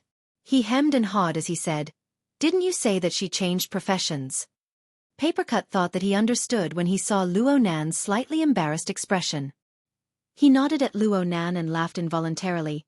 "Don't think that Cat Eyes gave up on all-encompassing sensing because of you? Who told you that?" "This."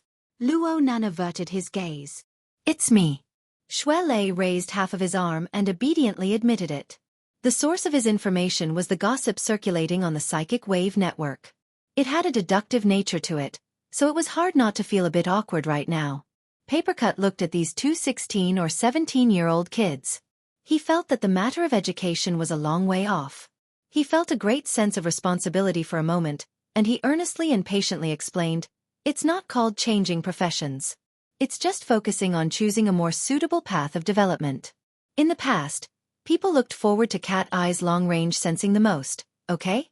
You don't need to feel embarrassed about this, but don't spread it. After all, this rumor is meant to trample on people. If things go wrong, both sides will be ruined." Luo Nan and Xuelei obediently lowered their heads and received the lecture. Papercut thought about the meeting at night and didn't know whether to laugh or cry. Cat Eyes actually agreed? She doesn't feel embarrassed. Indeed, she wasn't embarrassed. She was dispirited. Luo Nan felt more and more that inviting Papercut to oversee things was a good choice. At the very least, there would be a buffer. They could get through the most awkward period of the early stages. As for how to communicate in depth and eliminate misunderstandings, Luo Nan could only act according to the circumstances. Since Cat Eyes had said this much, Papercut found it hard to refuse. He was worried that these two youngsters weren't good at the art of communication. They might do bad things out of good intentions, and they might really shed all pretenses of cordiality with Cat Eyes. Cat Eyes was quite famous in the society for her eccentric temperament. Since he had decided to participate, Papercut didn't waste his breath. He saved his strength for tonight. He sighed and brought back the main topic. Come. Let's first operate the flywheel arm." Though Luo Nan didn't have much interest in this type of combat machine, he still chose this one when he had to choose between sparring with it and Sans Ho. He immediately roused his spirits and prepared to mobilize his interference power according to the instructions on the manual. Papercut wanted to teach him how to aim first. The safety factor of this toy is quite high. You won't easily injure yourself, and there are no problems with various postures. But you need to know that this isn't an energy wave. It's too stupid to point your palm forward. It includes finger jabbing and arm stretching. All of these are useless moves. Luo Nan was a bit at a loss from Papercut's words. Then what kind of posture should I use? There's a lot. The most effective method is to throw it. It's like throwing a dart, striking out with a fist, chopping with a knife hand, and so on. Anything works. Luo Nan waved his arms stiffly. Like this. Xuelei curled his lips to the side. Zero foundation. Clearly, Xuelei already had some judgment regarding the matter of Luo Nan repeatedly avoiding Sans Ho training. Right now, he was jabbing at Luo Nan. Luo Nan pretended not to hear her. He first tried it twice, then he began to mobilize his interference power, pouring it into the wrist guard to activate it. As the divine chakra and body chakra intersected and rotated, The heart lamp of the eye's orifice lit up and illuminated his brain. In the past, this would be the sign of the formation of interference force. But Luo Nan's foundation was far too thick, even if he didn't put much effort into cultivating the internal refinement technique in the past 2 days. He also had the assistance of the Wraith Sign's meteorite descent.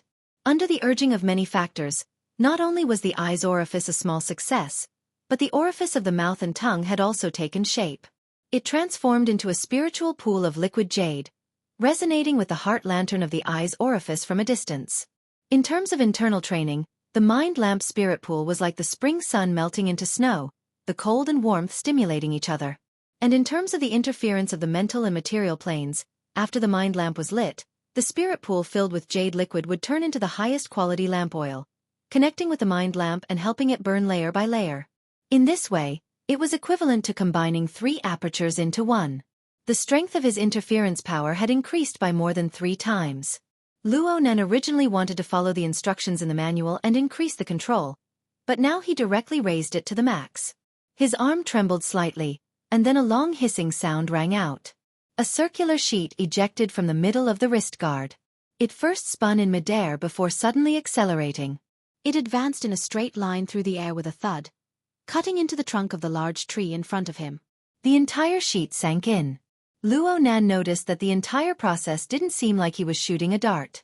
It was more like he was shooting a missile. The flywheel arm acted as a launching tube. All it did was fling the sheet out. The driving force was what drove the sheet to kill the target.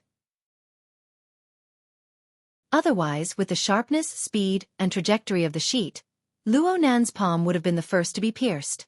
The safety settings were very successful, but the power was only average.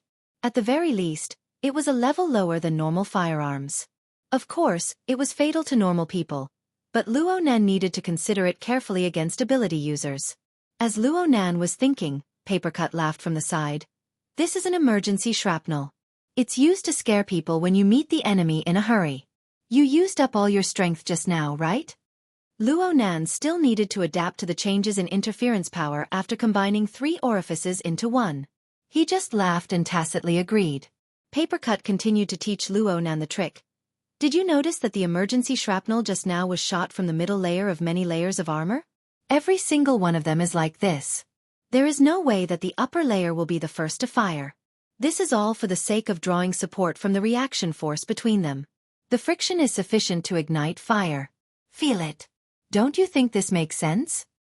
Luo Nan still didn't open his mouth. His mind sunk into the inner layer of the flywheel arm. He used his interference power once more to feel an irregular sheet in the middle. It trembled and hummed within the interlayer. It rotated at low speeds under the pressure of the same type of armor. It shifted slightly, constantly accumulating power. Excellent. You're drawing a bow without firing it. Layer upon layer of reinforcement. Nanster, you really do have talent in the control class. Papercut sighed unconsciously as he sighed in admiration. Did he have to watch the rising star of the activation class change professions? Luo Nan followed Papercut's explanation and controlled the increasingly active sheet within the wrist guard. The temperature of the inner layer of the wrist guard was rising, but there was no obvious change in the outer layer's temperature. The shielding effect was top-notch. Xue Lei, who was next to Luo Nan, had keen senses. He sensed a few subtleties and came over with some curiosity. He even reached out to touch it, but Papercut slapped his hand away. What if I can't control it and it explodes? Luo Nan rolled his eyes. I think I can still hold on. Then continue. This toy will certainly become more powerful the longer it accumulates power. This was actually true. Luo Nan could feel that the sheet relied on its overall structure to accumulate power physically. It also relied on special materials to endlessly absorb interference power. Clearly, there was something unique about the single structure. The technical content of the flywheel arm was much higher than it appeared on the surface. Papercut spoke faster, introducing the firing mode to Luo Nan. If you want to attack, the flywheel arm itself has a built-in chip. It can be connected to intelligent equipment to preset a flight path, select a special shape sheet, and calculate obstacles, air resistance, and so on. It's very good for sniping in complex environments. Plus, we all have the Hexa ear. It saves quite a bit of effort. Luo Nan followed Papercut's instructions and made a wireless connection. Sure enough, an exquisite interface popped up on his retina. It displayed the real-time changing data according to the scene before him. Through the Hexa ear, all operations could be realized with telepathic control. Luo Nan randomly chose a target, and the interface used dotted lines to indicate the available routes. At the same time, it indicated the percentage of power needed for the best effect. Was this like playing a video game? Luo Nan didn't have a good or bad impression of this sort of idiotic operation. He was a rookie. The more complete the auxiliary functions, the more advantageous it would be for him. However, a true expert probably wouldn't like this sort of programmed setup. Papercut added before Luo Nan could finish his thoughts. Also, if you feel that you're awesome, you can choose mental control. This is a test of a person's continuous operation. Awesome people can even have 12 sharp blades fly around their body in unison. It's like controlling 12 flying swords. They can fight in close combat or attack from a distance.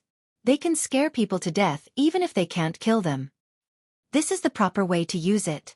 Luo Nan slightly swayed his arm. Since the flywheel arm was used by the control class, he should place more emphasis on microcontrol. Papercut spread his hands. You can say that, but the actual situation is different. You see, in order to guarantee the structural function, every combination of thin slices has a different shape. Their flight trajectories are different as well. There are also all sorts of splicing combinations. A normal person wouldn't be able to hold on if they didn't use smart equipment to calculate. Maybe architects and extraordinaries can do it, but who would count on them when it comes to that? That's true.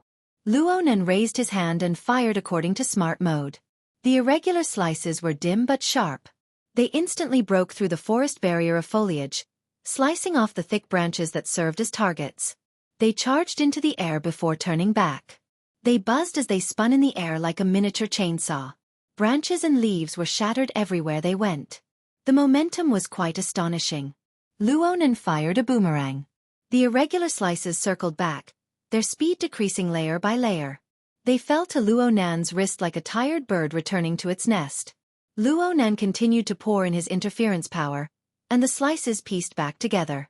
Papercut clapped his hands. Okay, you're getting started. It's just that your operation is too rigid.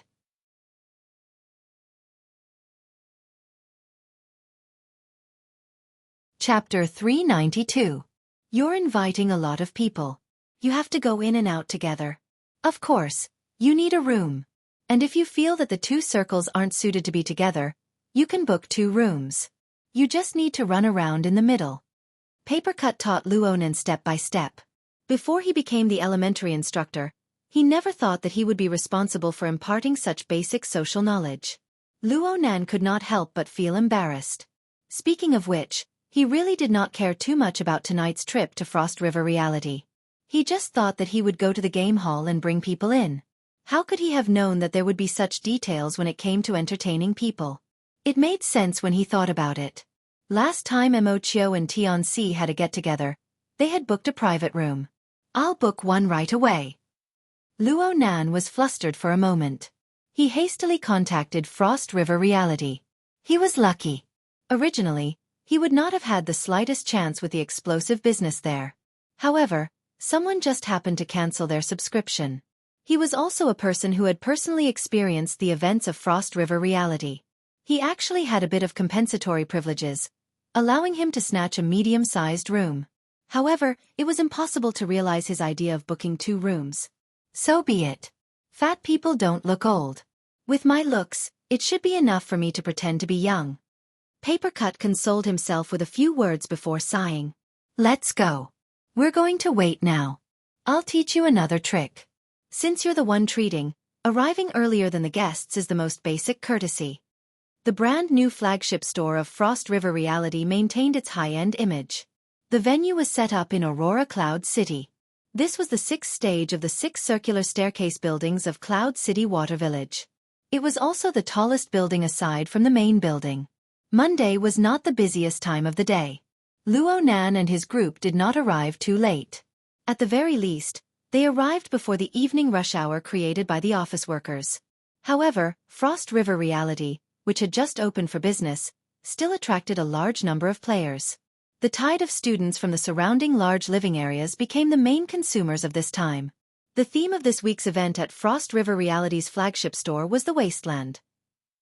With the support of reality technology that could pass for reality, the surging stream of people walked from the resplendent modern metropolis into the declining small town.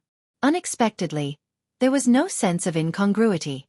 Frost River Reality, which was decorated with reality technology, was like a starving beast. It swallowed the stream of people in large mouthfuls, seemingly never spitting them out. This business is really explosive. Crag Bust clicked his tongue in wonder. Luo Nan and the others had yet to enter. They sat at the Frozen Star ice cream shop that was standard in every Frost River reality. They ordered 3 drinks and waited for Mo Pang, Mo Han, and the others to come over. The frozen planet also coordinated with the wasteland theme of Frost River reality by covering the entirety of reality. All of the dining cups were replaced with worn-out wooden and iron products. The tables, chairs, and counters were also changed accordingly. Sitting here, if one didn't care about their clothing, would be like entering a vagrant tavern in the wilderness. Oh, if one ordered an iced drink that cost more than 100 renminbi, they would get a vagrant cloak for free. There's only one word: burn. Burn money. Papercut took a sip of his drink and evaluated. The event planner should have been to the wilderness before. The background is pretty good, but it's limited to this ice cream shop. What the hell is that small town? Anyone who dares to build something like that in the wilderness is doomed to be flattened by mutants. As they chatted, Papercut, who was such an honest person, couldn't help but show off a few words, but that was all.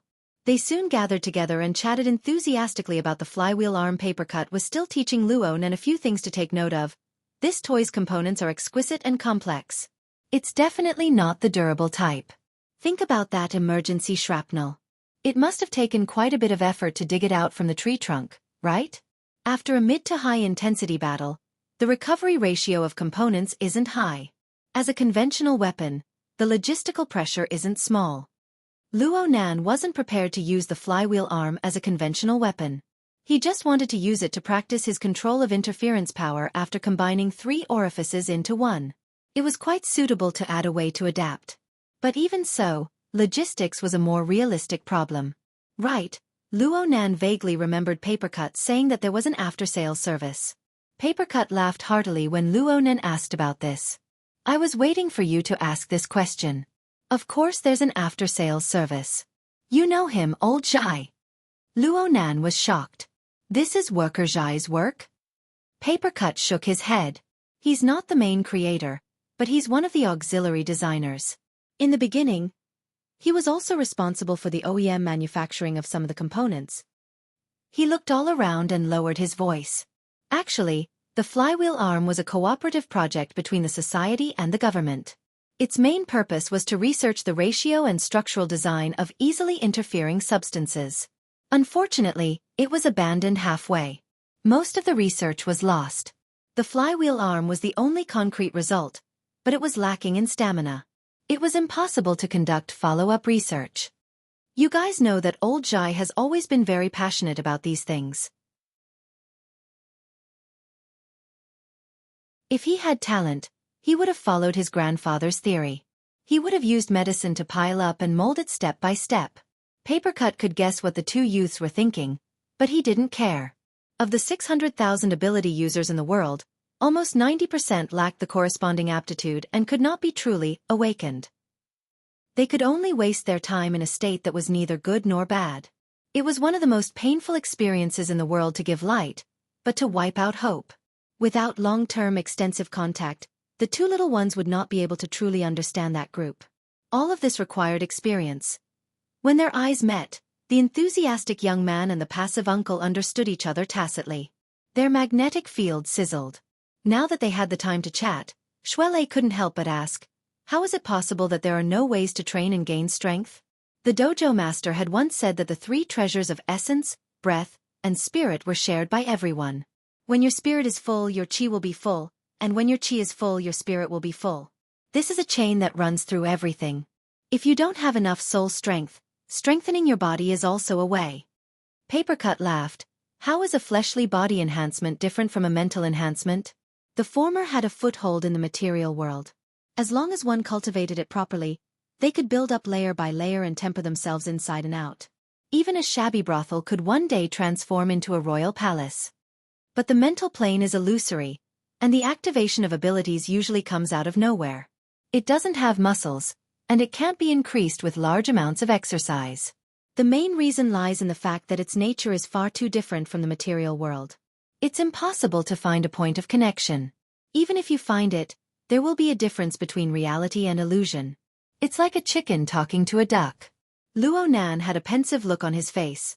So you're saying that interference power is very important? Papercut tapped his empty cup. Yes, interference power is extremely important. President Ouyang once said that the current theory of supernatural powers is incomplete. Only by realizing the function of interference can soul strength be incorporated into the experience system that people can understand. Only then can the two most crucial tasks of observation and cognition be realized. Only then can one borrow the foundation of the material world to realize effective growth. The stronger the interference power, the faster the growth. Papercut immediately retreated in defeat when he saw Luo Nan's pure eyes. I know that you're an exception. You're the only one whose interference power is trash in the early stages. But your soul strength can still soar. Formatting theory is truly extraordinary. Luo Nan loved to hear these kinds of words. He immediately smiled until his eyes squinted. However, he didn't believe that this point could reflect the particularity of formatting theory. No. My self-format is also constructed on top of the material world. It is constructed on the special structure of the nervous system. It's not that it doesn't have interference power. It's just that it is very likely to form a one-way channel. I can only use matter to interfere with the mind. The reverse won't work. This will drive the rapid growth of soul strength, but it will also cause a serious imbalance between body and soul. Papercut blinked. He found it strange that Luo Nan actually understood what Luo Nan was saying. What you say is quite reasonable. If I can study and analyze it in earnest. Luo Nan rolled his eyes. Don't dissect it. I don't want to be a guinea pig. Having said this, he thought of octopus. He had already made some progress with the help of his grandfather's notes and formulas. He didn't know whether or not he could produce some dazzling results. Perhaps formatting theory really did have flaws, but Luo Nan's own practice proved that these flaws could be overcome. He had already borrowed Gym Master Xiu's guidance and coupling theory to turn a one-way channel into a two-way channel. This sort of experience could be completely integrated into formatting theory, making it more persuasive. It could become a hot topic in the inner world and even the entire world. Right now, the momentum was good. Luo Nan laughed unconsciously. Hey, what are you thinking about? Xue Lei saw Luo Nan laugh foolishly for some inexplicable reason after calling Luo Nan a guinea pig. Xue Lei was a bit worried that something would go wrong with Luo Nan's mental circuit. Only now did Luo Nan realize that he had lost control of himself. He hurriedly waved his hand. It's nothing. I just feel that President Ouyang's description is precise. Last time at Frost River Reality. I'm talking about the one at the center of the city. Fairchild said something similar, like, observation is order, and the like, but he didn't mention the experience system. President Ouyang's premise is very good. From Luo Nan's understanding, the so-called experience system should be a set of observations and cognitive results that could be deduced and generated through practice and verification. Ability users, who found it hard to become awakened, lived their entire lives in the material world. Though they possessed a bit of talent for supernatural powers, it was insufficient to correspond with their daily life experiences. Instead, it was easy for them to get lost in the illusory mental plane. They were unable to distinguish between what was extraordinary and what was fabricated. Only by realizing interference and entering the realm of normal human experience could one's soul strength become a real existence. Only then would one be able to abandon the obstacles of one's chaotic consciousness and transform the potential one possessed bit by bit into supernatural powers. Therefore, how important was it to have a stable and long-lasting interference mode? Ha! A flash of inspiration flashed through Luo Nan's mind, and an idea suddenly popped out. After a bit of deduction, he felt that it was a bit complicated, so he simply did it. With a thought, a precise structure was engraved at the interface between the mental plane and the material plane. The condensation ring. The ice cream shop was full of water vapor. In the blink of an eye, beads of water condensed out of thin air and floated above the table between the three people. Whether it was Shui Lei or Papercut, they were both very keen characters. They immediately sensed it, and their gazes locked onto it. Papercut was particularly shocked. The dripping sword? My goodness, you're this familiar with it? Luonan waved his hand. Let's not talk about the dripping sword for now. Let's just talk about the condensation ring. Actually, I feel that this might be more suitable for Worker Zhai. Making this thing doesn't require too much interference power, and Worker Zhai also has an amplification device. Even if he loses some precision, Worker Zhai should be able to make up for it with his level. Once he succeeds, he will have a fulcrum that will be constantly. Luonan spoke in a single breath according to his own train of thought. Then he saw Papercut's blank expression that said, "Here you go again." Clearly, Luonan's previous words were wasted. Luonan also felt that he didn't speak clearly, so he prepared to add, "What I mean is..." "Nanster, where are you?" "We're here." Mo Peng's communication cut in perfectly. Before Luonan's voice could fall, he saw Mo Peng take the lead at the entrance of the ice cream shop, leading a majestic group inside. Luonan instinctively counted 1, 2, 3, 7, 8, 9. 9 people. The ice cream shop was densely packed with people, and it had undergone materialization. It was built to look like a dark and gloomy tavern. With so many people entering in one breath, the space suddenly became oppressive.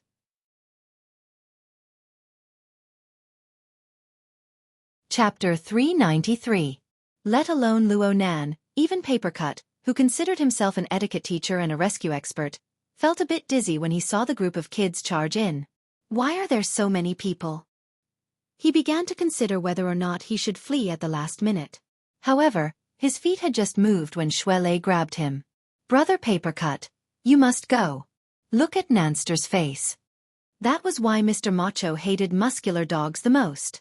Papercut struggled to no avail and could only accept his fate. He shook his head and said, "Then entertain them first. Don't take it too seriously. Hey, it's time to get up and greet them." Actually, Luonan knew to stand up and wave to Mo Peng and the others without needing him to say anything.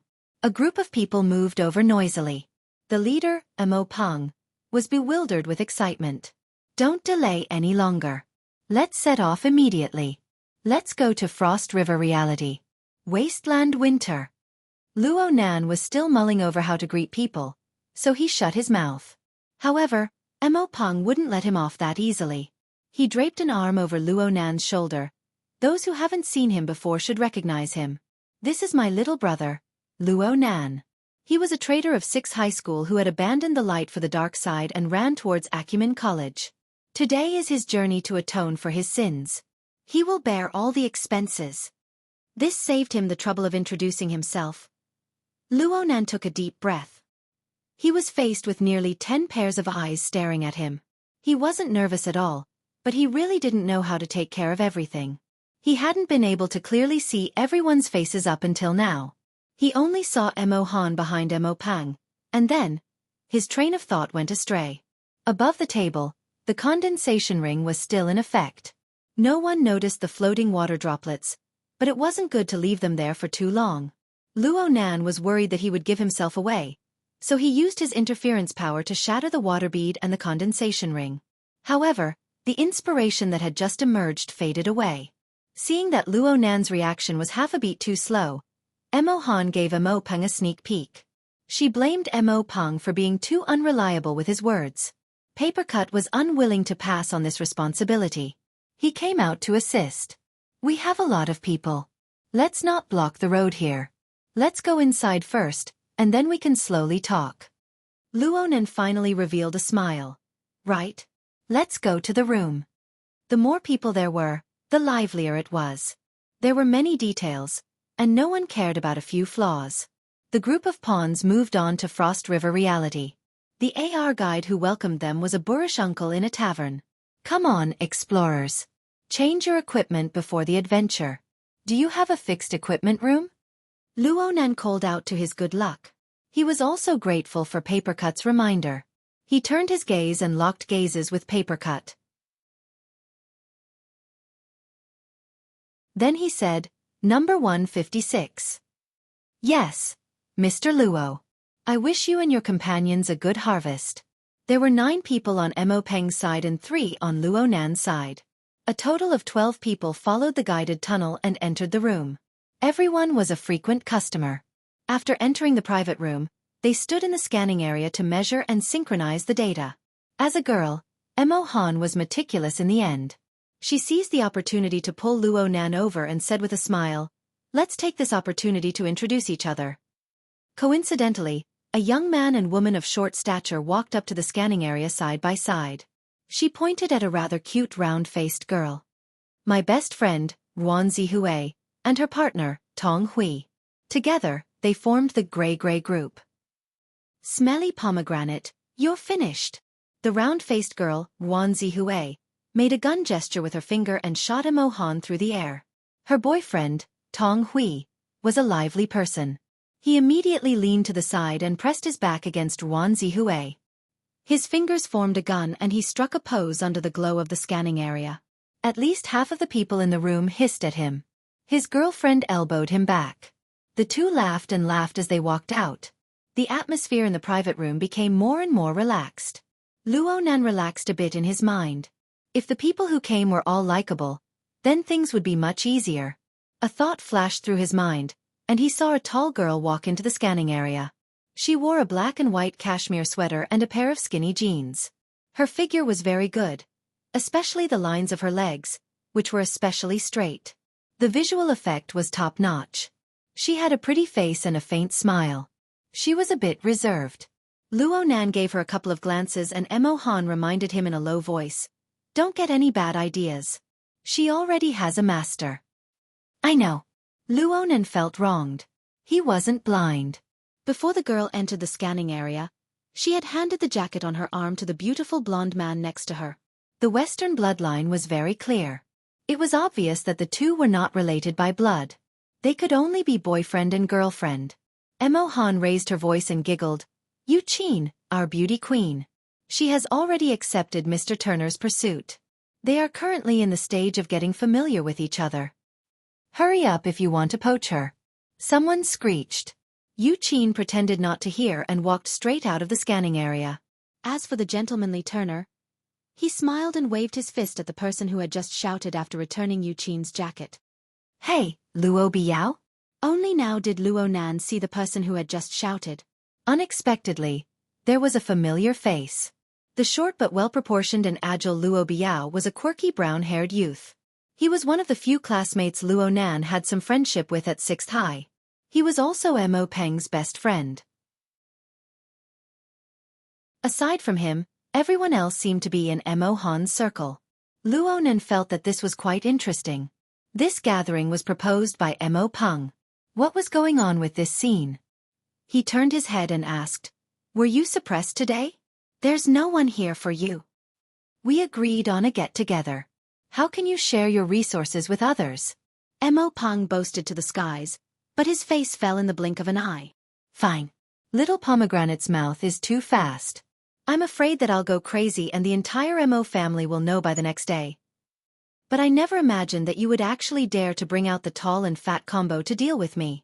He was gnashing his teeth a bit as he spoke to this point. Then he changed the topic and laughed mischievously. "But tonight, I'll be keeping an eye on little Pomegranate. Let's see what this girl wants to do." Mo Peng's meaning was very clear. Luo Nan was a bit shocked. She has a master? Right now there was only one man and one woman left in Mo Peng's party of 9 that Luo Nan did not recognize. The others either knew each other thoroughly or were paired up. Then there was only Yu Zheng. He's Yu Qin's older brother. He's 2 years older than us. I heard that he seems to be interested in Pomegranate, but Pomegranate's intentions are still unclear. Luo Nan's gaze shifted over. He saw that Yu Zheng was of medium build. His genes were probably powerful. He and his sister, Yu Qin, were one handsome and one beautiful. They were both very pleasing to the eye, and they appeared more mature than their age. It was hard for Luo Nan to imagine the scene of Yu Zheng pairing up with the lively and straightforward Mo Han. Luo Nan put this matter aside for the time being and asked Mo Peng, "There's still one more." "She's prepared for you." Luo Nan burst into sweat. "Prepared for me what?" "The remaining single girl. She's gentle and quiet. She's a good person, right? Her name is Chiu Pei Pei. She's a good match for you. The remaining girl was just as Mo Peng said. She was gentle and delicate. She looked very pleasing to the eye. But wasn't this a bad match? Mo Peng curled his lips and glared at Mo Han. Mo Han didn't know what the two brothers were talking about, but she didn't hesitate to give them the middle finger. You should go ask Mo Han. I was quite interested at first, but Sister Pomegranate said something like, don't have any crooked thoughts. It's not your turn. Luo Biao and I are the same kind of trash. He's even worse than me. Then isn't it clear who she's prepared for? Luo Nan was speechless. He felt more and more that he couldn't keep up with Mo Peng and Mo Han's train of thought. He could only retreat in defeat. Another call came through. It was from Tian Si. Senior, you guys came? Sorry, Tian Chi and I just arrived. You're not late. We just came in as well. Senior, you guys just need to go to room 156. Mo Peng's ears perked up when he heard the word, senior. He even moved closer.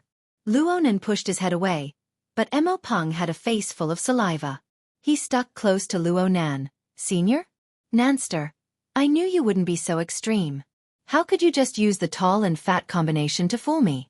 So you had a backup plan.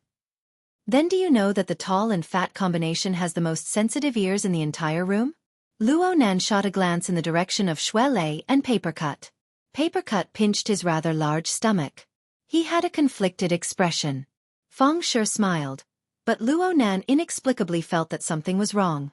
His gaze spun around the room, but he didn't know where the problem lay. Mo Peng asked him, how many more people are coming? Are they all little sisters? Big sister?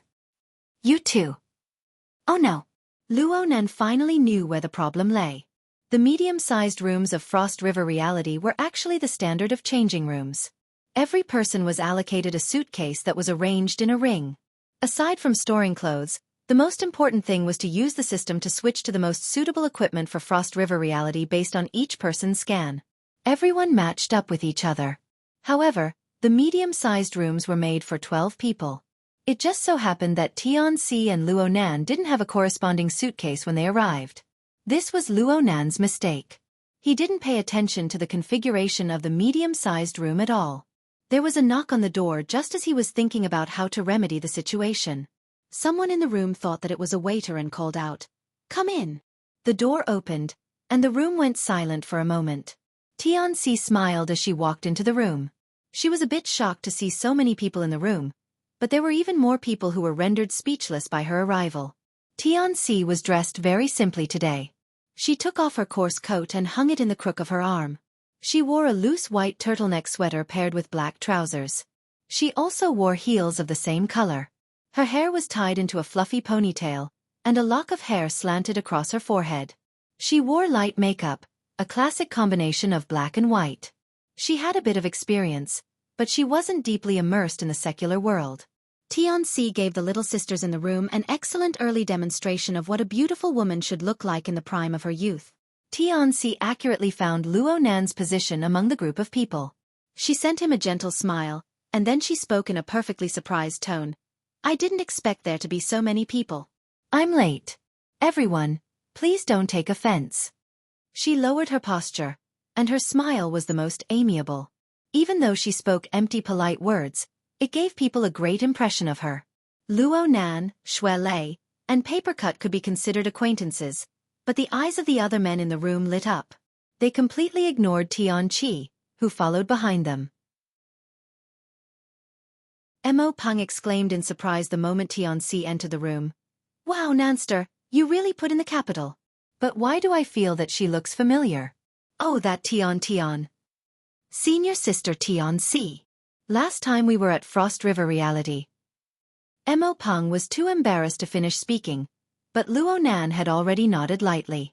Mo Peng's mouth gaped open, and Mo Han came over from the other side.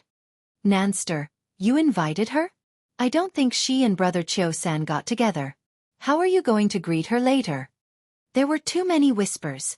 Luonan was afraid that he would leave people hanging, so he raised his voice. Yes, senior sister Tian has taken good care of me at school. I took advantage of this opportunity to invite her out to play. Tianqi also went last time. Everyone should be familiar with her. Tianqi took advantage of Luo Nan's introduction to greet her little brother once more. This is our first time meeting. Please take care of me. Her gaze flew to Luo Nan after she spoke. I think I know why brother Qiu-san didn't get together. Mo Peng didn't keep his mouth shut, so Luo Nan gave him a shove. Tianqi walked over to Luo Nan at this time.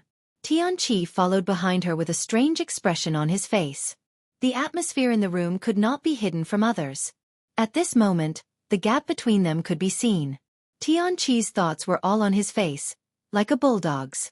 On the other hand, when Tianqi was invited, she was inevitably embarrassed, but when it came to it, she hid all her negative emotions very well, making people feel comfortable. She apologized to Luo Nan once more. I'm sorry. I can't get away from the society for a while. No. Didn't I tell you? We just changed our equipment. Luo Nan responded without thinking, but he thought of the trouble he just discovered. He didn't know what to say next. Now he was the one in an awkward situation. However, Luo Nan was open-minded. He had to admit to his mistakes. There was nothing to hide. He scratched his head. Senior Sister Tian, you and Senior Tianqi wait a moment. I didn't count the number of people when I booked the room. To the side, Papercut was simply drunk. It was forgivable to book the room wrongly, and it wasn't a problem to admit to one's mistake. But this fucking blunt and straightforward method. Was it for the sake of showing everyone the history of this otaku cancer? He first slapped the call service button on the wall. His slightly plump body nimbly rushed forward and poked Luo Nan, interrupting him. Nanster me Shuelei and that. Mo Peng, you guys share a suitcase. Let two of them go first. I've already called for a human service. We can scan the equipment directly. It'll be very fast. Tianqi had seen Papercut at Ocean Sky Cloud City before. His build was easy to recognize. She knew that this was Luo Nan's friend. It was very likely that he was someone with extraordinary powers. Naturally, she wouldn't slight him. She immediately pursed her lips into a smile. This kind of situation happens often. There's no need to go through the trouble. Papercut bowed. It's only natural to serve a beauty. As he spoke, he turned to glare at Luo Nan. His meaning was, kid, learn. It was just as Papercut said. There would always be people willing to serve a beauty. Adding Tianqi to the mix wasn't a big deal. Mo Peng greeted Tianqi in a very familiar manner. Tianqi was very cooperative. There's no need to go through the trouble. Big Peng and I can share a suitcase. The two of them were quite familiar with each other. It turned out that the seventh son of the Mo family, Mo Chang, and Tianqi got along quite well in the field of esports. They had even met Mo Peng a few times. Everyone was familiar with each other, but the more they knew this, the more they didn't understand how Tianqi and Luo Nan, who had never interacted with each other before, could be this familiar with each other. Tianqi and Luo Nan had come over despite the awkwardness. This subtle layer of relationship was like a little bug, drilling into the tips of their hearts and making them itch. Luo Nan was just about to introduce Tianqi and her brother to the others. It seemed that Papercut and Shuelei hadn't really mentioned them before. The scene was too chaotic. Suddenly, someone spoke up and circled back to the previous topic. Let's switch rooms. Once these words were spoken, most people turned their gazes in a daze. They found the source of the voice. Yuzheng. This person had a calm expression as he faced the focused gazes. I bumped into a fellow on the road just now. He's in the middle level here. He specifically told me that if I want to be a bit more spacious, I can upgrade the cabin. Right now, the luxury room in area A just so happens to be empty. He smiled brilliantly as he spoke. His gaze streaked past Luo Nan and stopped on Tianqi's face. I feel that it's better to meet new friends in an open and bright environment. Everyone will have more fun. It was also at this time that Luo Nan heard Mo Peng squeeze out a sound from his throat. Holy crap! I don't know how many book friends have followed me here from the Netherworld Immortal Way. This book can be considered my famous work. 10 years after the book was published, I finally have the opportunity to publish a simplified version. Right now, the first volume of this book has already begun a pre-sale event at Tmall's Dajo Book Specialty Store. The first 200 buyers will receive a postcard with my personal signature. If there are book friends who don't mind my crappy handwriting, you can actively participate. Actually, I'm a bit worried that I won't be able to deliver 200 autographed cards.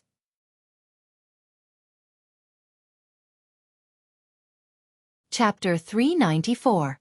The atmosphere in the room became very strange. Yu Zheng's smiling face was very vague. The meaning behind his words was also very vague. But the direction of his gaze was very clear. It was enough for most people to fill in the gaps in their minds. Was he pretending to be unintentional to step on the faces of Luo Nan and the others? Or was he stepping on the faces of Luo Nan and the others to show off to Tianxi? Ha! The meaning seemed to be the same. In short, he was stepping on their faces. Guan Zihui shot a glance at Emo Han and saw her best friend frown.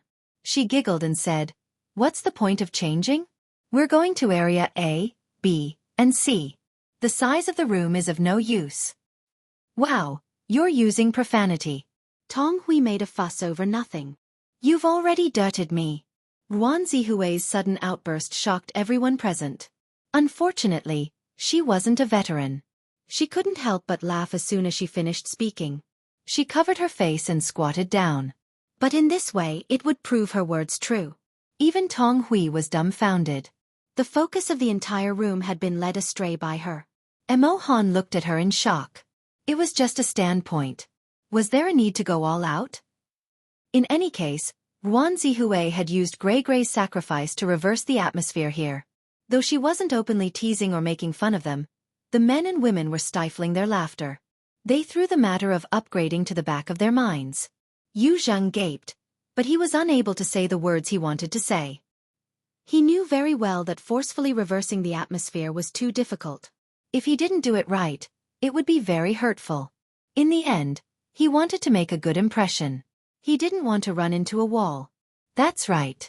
Yu Zheng was certain that Tianxi was his favorite kind of prey the moment she came in. She had a sense of propriety. She knew when to advance and when to retreat. She had a graceful bearing. She wasn't very old either. She had just begun to mature. This was the kind he was most obsessed with in recent years. In comparison, though Emo Han was young and beautiful, she had a prickly temperament. If things went wrong, she would torment someone to death. Yu Zheng's gaze lingered on Tianxi. The more he looked, the more he felt that she was to his liking. He had yet to figure out why such an outstanding beauty would be friends with a typical otaku brat like Luo Nan. However, he dared to bet with his eyes that the two weren't that close. Luo Nan's polite behavior spoke volumes. Oh, the first part was a little too hasty. After all, this was the social circle of Emo Han and Emo Pang.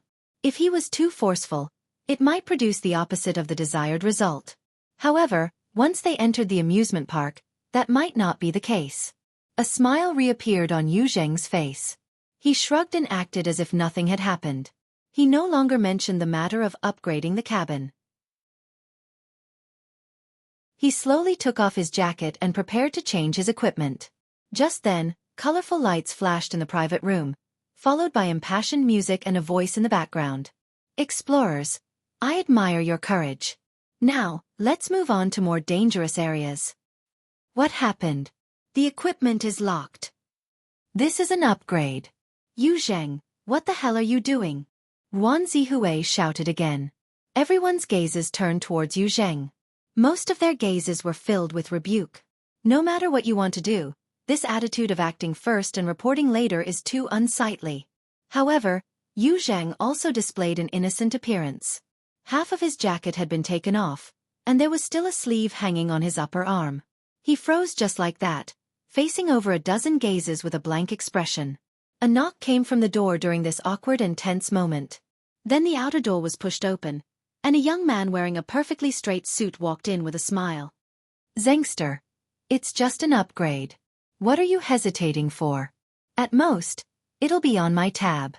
I'll act first and report later." "Oh wow, you really have quite a few new friends. How wonderful." Yu Zheng's entire face lit up. He never expected that this fellow would play such a trick. Perhaps it was the Shanghai style, or perhaps it was some other reason. But no matter what, Yu Zheng had extricated himself from a passive situation.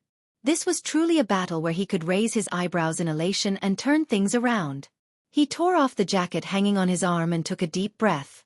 Only then did he walk over with a smile. "Brother Fan, you're too fast." The young man surnamed Fan came in. It was clear at a glance that he was an exquisite character polished in society. He hammered Yu Zheng's chest, displaying an intimate attitude. Then he turned towards the room, his smile even wider. "My surname is Fan, Fan Chu.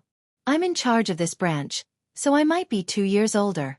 This is the first time I'm meeting most of you younger brothers and sisters, but you're all Zengster's classmates, and Zengster is my younger brother's childhood friend.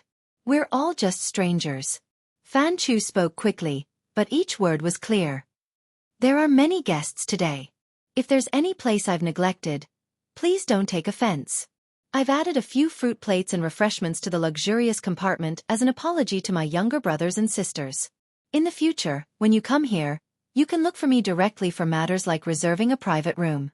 If you can't find one, just mention my name and I'll do my best to arrange it properly." Yu Zheng's heart warmed up when he heard him say this. In the past, he had somewhat looked down on this brother Fan who had a strong social air, but now his opinion had changed greatly. Brother Fan was indeed a busy man. He picked up the phone in the time it took to say a few words. He smiled and waved to everyone before leaving with quick steps.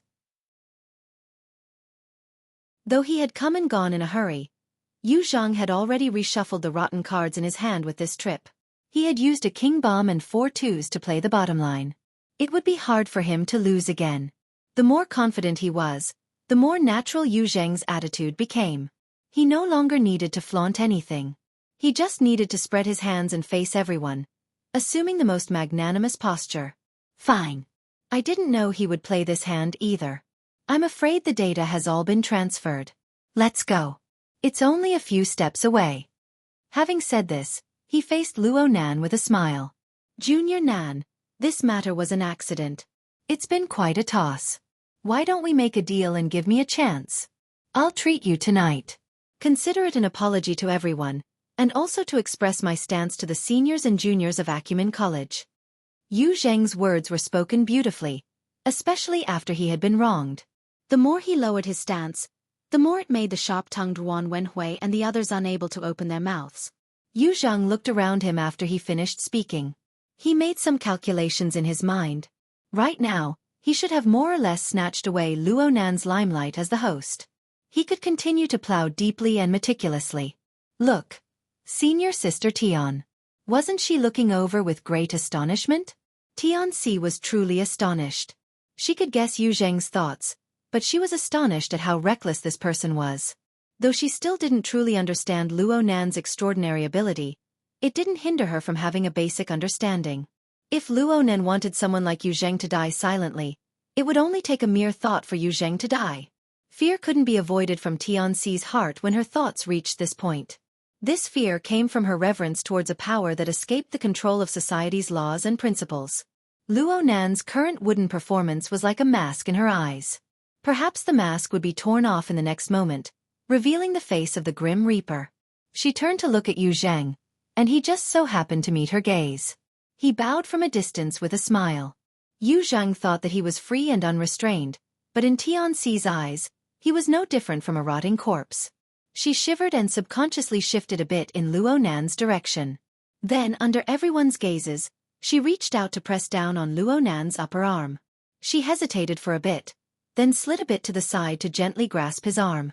"Junior!" At this moment, the eyes of the people in the room bulged. Chaotic thoughts ran through their minds. Of course, Yu Zheng's expression instantly darkened. Luo Nan was very baffled. He turned to look at Tianxi, feeling a bit uncomfortable with her suddenly closing the distance between them. He opened his mouth to ask why.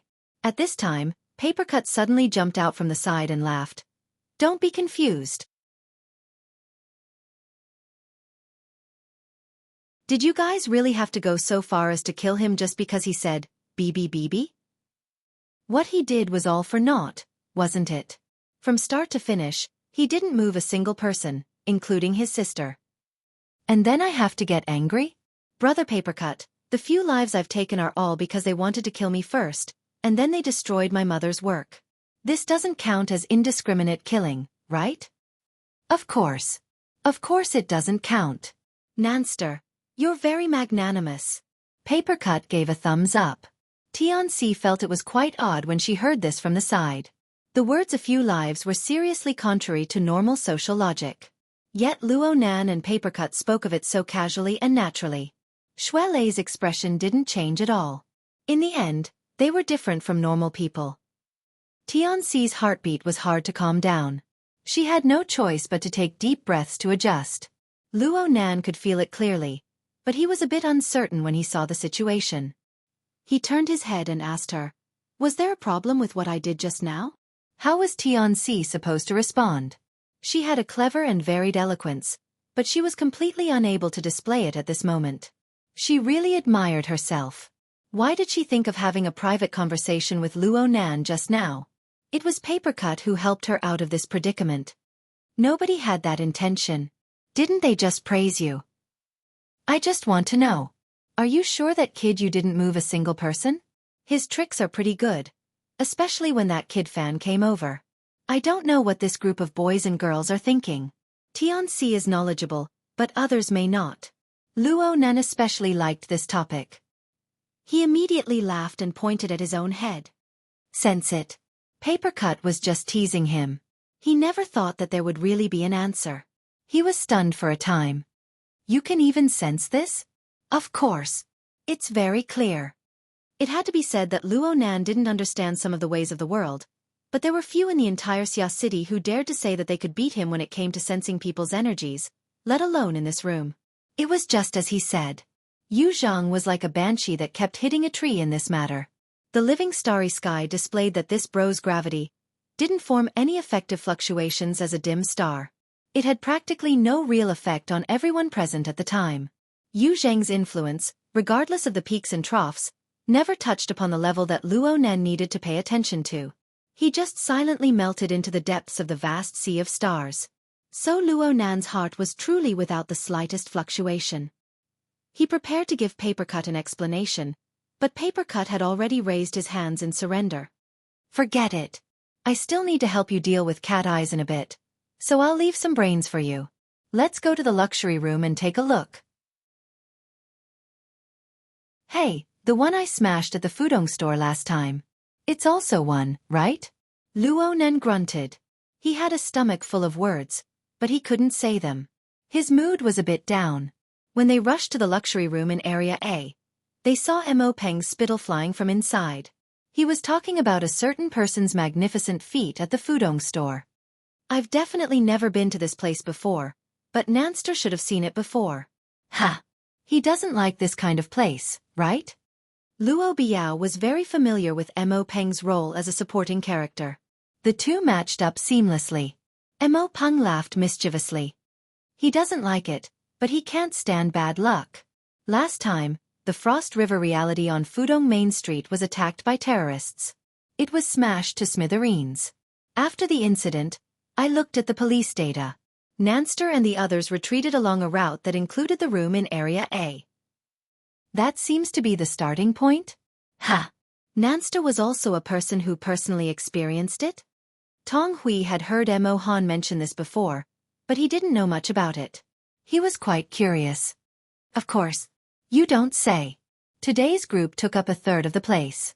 Me, Sister Pomegranate, Senior Sister Tian, and Brother Chi were all people who personally experienced it, but none of us played as big as Nanster. He was in the last batch to come out. Oh right, there's also Xue Lei. He was one of them. His dad was the special police captain in charge of protecting the mission. Mo Peng was dancing with joy as he spoke. Luo Nan and Xue Lei glanced at each other. They both kept their mouths shut and kept a low profile. Luo Nan wanted to deal with this group of people before talking to Papercut, Cat Eyes, and the others. However, Yu Zhang stood in the middle of the large room with flowing colorful lights and top-notch sound and light effects. All he heard were words like, attack, and smash to smithereens. His expression really didn't look too good. A call connected to his wristband at this time. You're tuning in to the Xiaofan's Wuxia Tales YouTube channel. Don't forget to subscribe and join us on this journey to catch the most captivating stories.